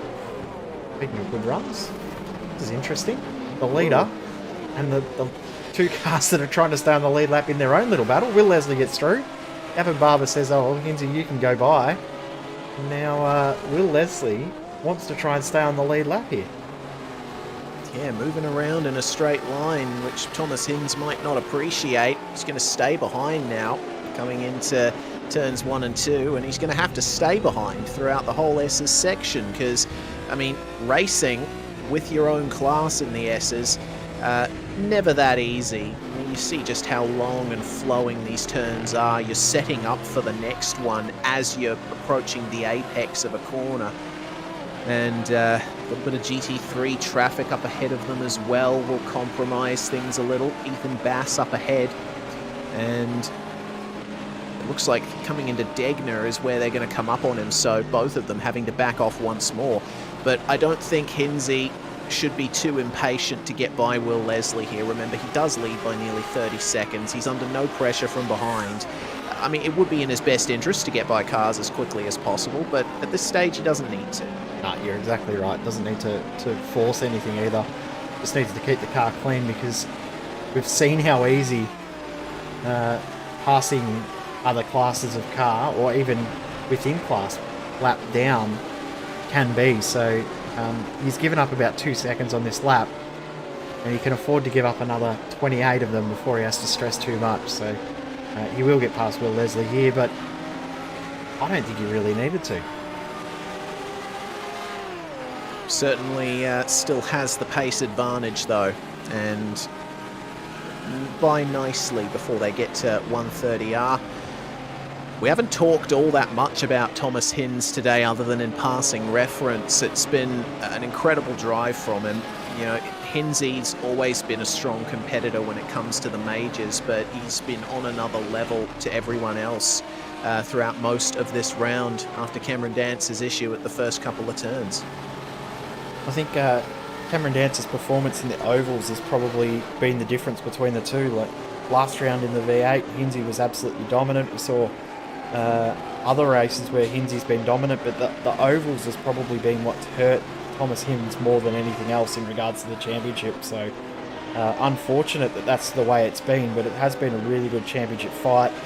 Start the drop round, one drop round for each road and oval means that Cameron Dance has got enough points to hold on to that championship lead with 2 rounds to go, but Hinnsy will try and do everything he can to win both of the last 2 races to make that championship very, very tight in the end, even though it won't go in his favour. Well, it's going to be white flag for him next time by. At this final stage of the race, there are still 8 cars on the lead lap, and I was about to say make that 7, but no, that's not Daniel Stevens that's padding off there. Daniel Stevens running down in 8th, the last car on the lead lap.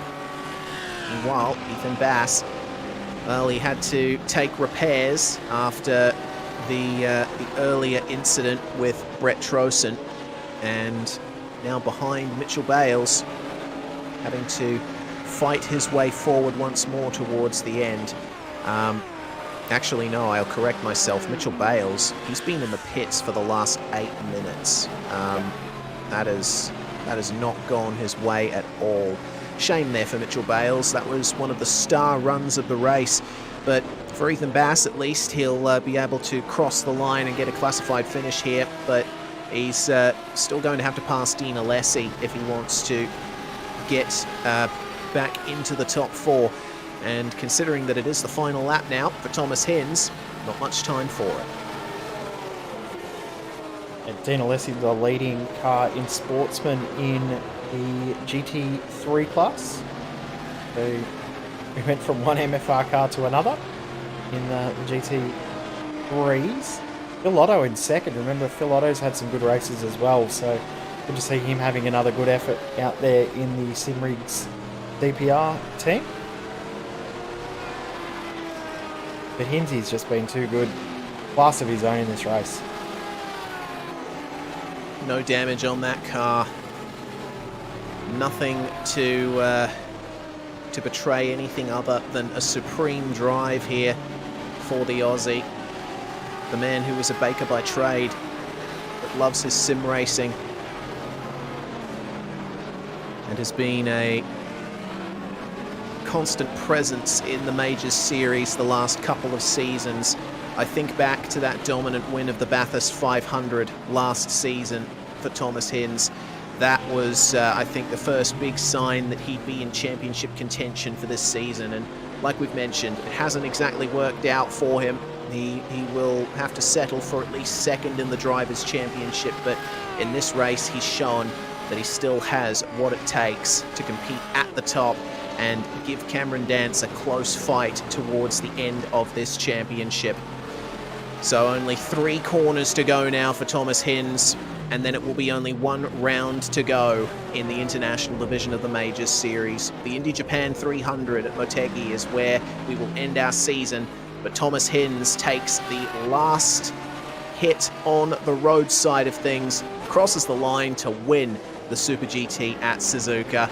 And I can find absolutely no fault with that performance, as our GT3 leader, Sean Campbell, a bit slow. Maybe he hasn't quite taken the fuel that he needed, but it's not going to harm him. He's so far ahead of Thomas O'Leary, who, by the way, took his pit stop and is still ahead of Harold Stadler for second. I think that there's been a few surprises here in the GT3 class, but Sean Campbell reigning supreme. Dean Alessi hipped Ethan Bass at the line by 400ths of a second. Wow. We will check that out on the replay, see how close the finish ended up being physically. We caught a hint of it there. Both of them just catching the grass a little bit on the run into 130R. And Ethan Bass, well, he thought, look, now is my time. I need to get this done. And Dean Alessi ran a bit deep into the chicane and a little oversteer on exit 2. That's where Ethan Bass saw the opportunity, shorter run to the line for him, but Alessi able to hold on to just enough momentum to take him by half a car length at the end of it. Actually, even less. It was basically a bumper. Nose. Awesome. Wow. What a race. Oh, what a race indeed. Another scintillating edition of the Majors series. And we'll go through our official results before we talk to a few of our drivers. Thomas Hinns, well, what more can you say about him? 27.8 seconds is what you can say. That's the gap that he won by, actually 29 on the timing on your screen here. Aston Martin 1-2. Alexander Sheridan snuck onto the podium in the Kinetic Corvette to ruin the party of the other teams in the GT1 class. Brett Loxton recovered to finish 4th. Cameron Dance ending up making it to the top 5 after having to fight back through the field all race. He qualified on pole, but lost it at turn 1. Shane Bowen comes home in 6th. J.M. Thomas, Daniel Stevens, Will Leslie and Gavin Barber end up rounding out the top 10. Eric Antilli in 11th position, just ahead of Brian Barnes with Simon Mizomo. Unfortunate race for him.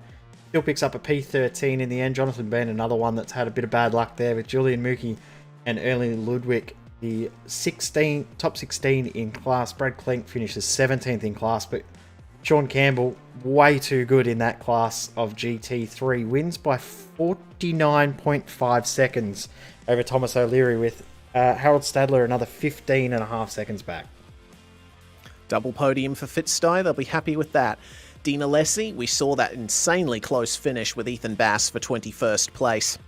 Phil Otto comes home behind, and then it's Wayne Hutchison and Justin Kirby rounding out the top 25. Sean Rees and Jake Fox, who were fighting with each other towards the end, coming home 26th and 27th, and the top 30 rounded out by Elder, Klaus and Waddell. And a tale of what might have been for pretty much everyone in this list here. Jason Lottridge, and we've got Dean Mole, Aaron Greer, Conor Brown, Mitchell Bales, Brett Trozen, Adrian Steffen, Tommy Viljanen, I think. You've done better than me. Vince Harley and Sam Harper, who all had issues, as well as Stefan Rosman, who didn't take... he only started a couple of laps in that race, unfortunately. So we've got Thomas Hinns to come in for a chat. Yeah, we have indeed. We'll have a quick chat to him now. Welcome to the commentary box, Thomas Hinns. You must be absolutely ecstatic with that victory. It seemed you were untroubled for the lead the whole way through. Yeah, thanks, Reese. Yeah, it all just kind of opened up, didn't it, really? Because I was just sort of sitting there, and then Cam had the big moment. I was like, oh, okay, there he goes. And then obviously Dwayne sort of went a bit wide as well. And yeah, they opened the door and got the lead. And yeah, then it was all pretty plain sailing. I was just trying to obviously hit the number and, extend that fuel stint, the first one, as much as possible, just to make sure that we're good on fuel. And then just plodding along, just keeping it nice and straight. And, getting through traffic and everything. So it worked out really well. I didn't actually think I was gonna be quick enough to be fighting for the win, to be honest. I thought that a few others would be a bit quicker, but yeah, I'll damn well take it. So yeah, good stuff in the Aston. That's still one of my favorite cars. So. Yeah, it's a fantastic car, the Aston. Just talking briefly about the strategy, we knew that the fuel save was going to be the prime strategy in the GT1s, but interestingly, we saw barely anyone in the class take tyres. How were you feeling at the end? Did the rubber still have anything in it? Yeah. Well, because I'm really, really prepared for everything I do, didn't really know what it was going to be like until we got into it. So I just kind of went along. Me and Brett were just like, we'll see how we go, see where it's at.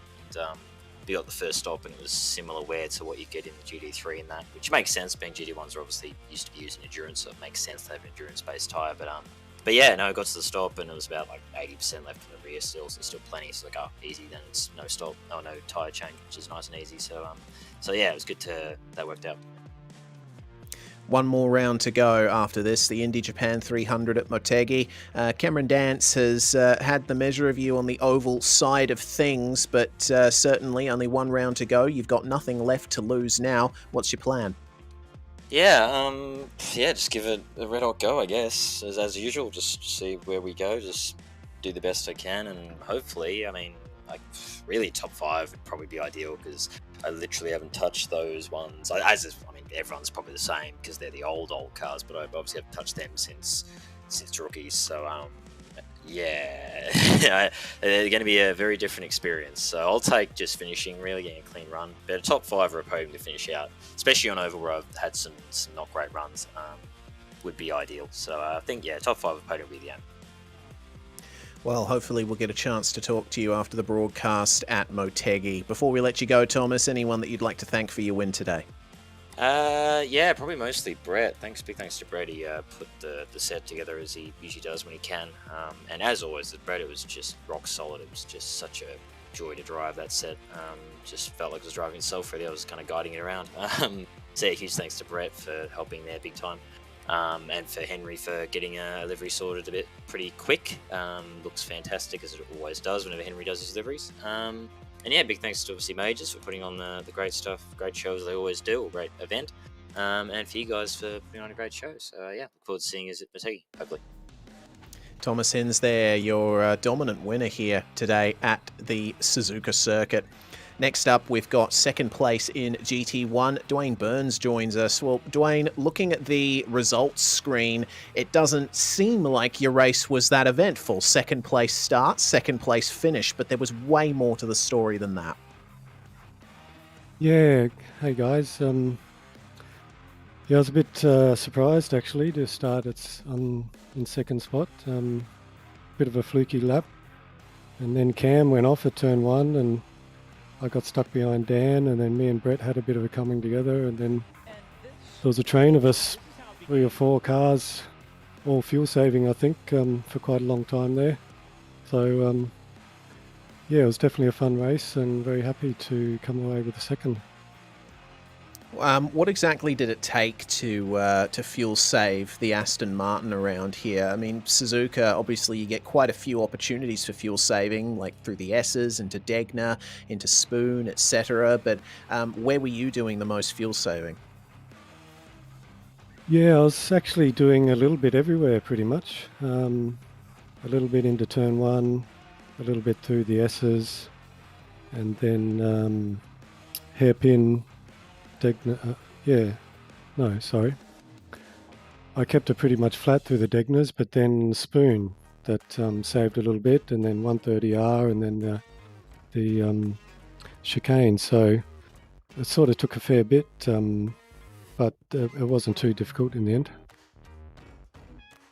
And coming home with a second here, it certainly had a lot of potential for a double podium finish for Avatar, minus Shane's unfortunate spin out of the final turn. But looking forward to the next round, I think you guys are pretty well placed to do well at Motegi. You guys always seem to have a little bit extra at the oval rounds. So with one round to go, what's your plan? Yeah, I think we do fairly well for ourselves at ovals.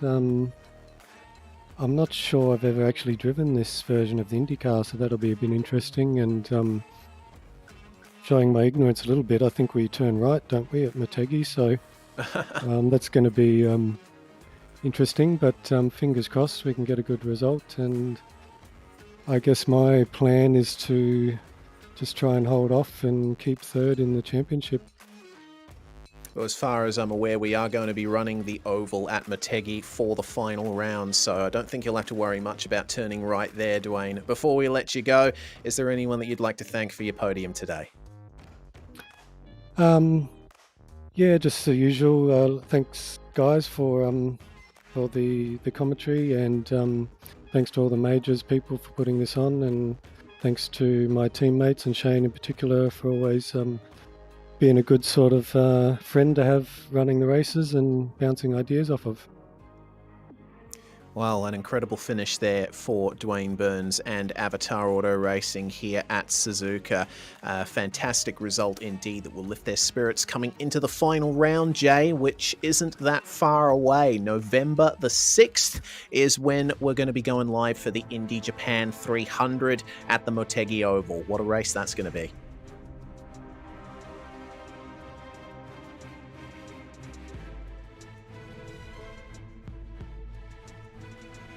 Helps if I turn my mic on. Yeah, last time I did a broadcast at the Motegi Oval was the iRacing Indy Pro Championship, which Scott McLaughlin was running in, and we had a few others, very, very well-known names in it, and that went absolutely crazy, controversial race. Motegi is such a bizarre track in regards to the oval, because the corners are just so different. They're shaped differently, they're banked differently, they're different widths. It feels like two different tracks at both ends. It's going to be very, very difficult for drivers that don't have a lot of understanding of the IndyCar to get a car that is balanced. Could provide a few curveballs. I'm looking forward to seeing how it goes. As am I, and I hope so are you. That, of course, is going to be the next round of the majors. Remember, November the 6th for us in the international region. November the 7th for Americas and Europe. But that brings to an end proceedings for tonight, and I think it's time for us to say goodbye here at SimSpeed TV. A big thanks once again to the crew at the Majors Series for putting everything on. Make sure that you send some of your love and support to the ASPCA, the American Society for the Prevention of Cruelty to Animals, that we are supporting for this round of the Majors Series. And congratulations to our class winners, Thomas Hinns and Sean Campbell. I'm Reese Gardner. It was Jay Kennedy alongside me in the commentary box. We'll see you for the conclusion of the International Majors season in Japan in November.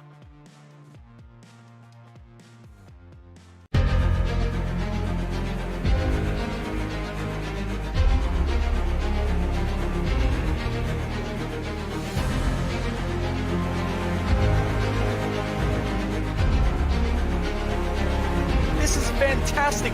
This is GT racing right now. He's got traction, he's got rhythm, both of them! Maloney! Oh, he's taking Anderson! Anderson's up top! Oh my God! Oh, big crash! Oh my goodness, half the field's gonna get rolled. Second very close. These guys are want to make their way through the field very quickly. Oh, there we go! Oh no! That's massive! This is it! This is over! I can't believe this! Oh my god! God, what?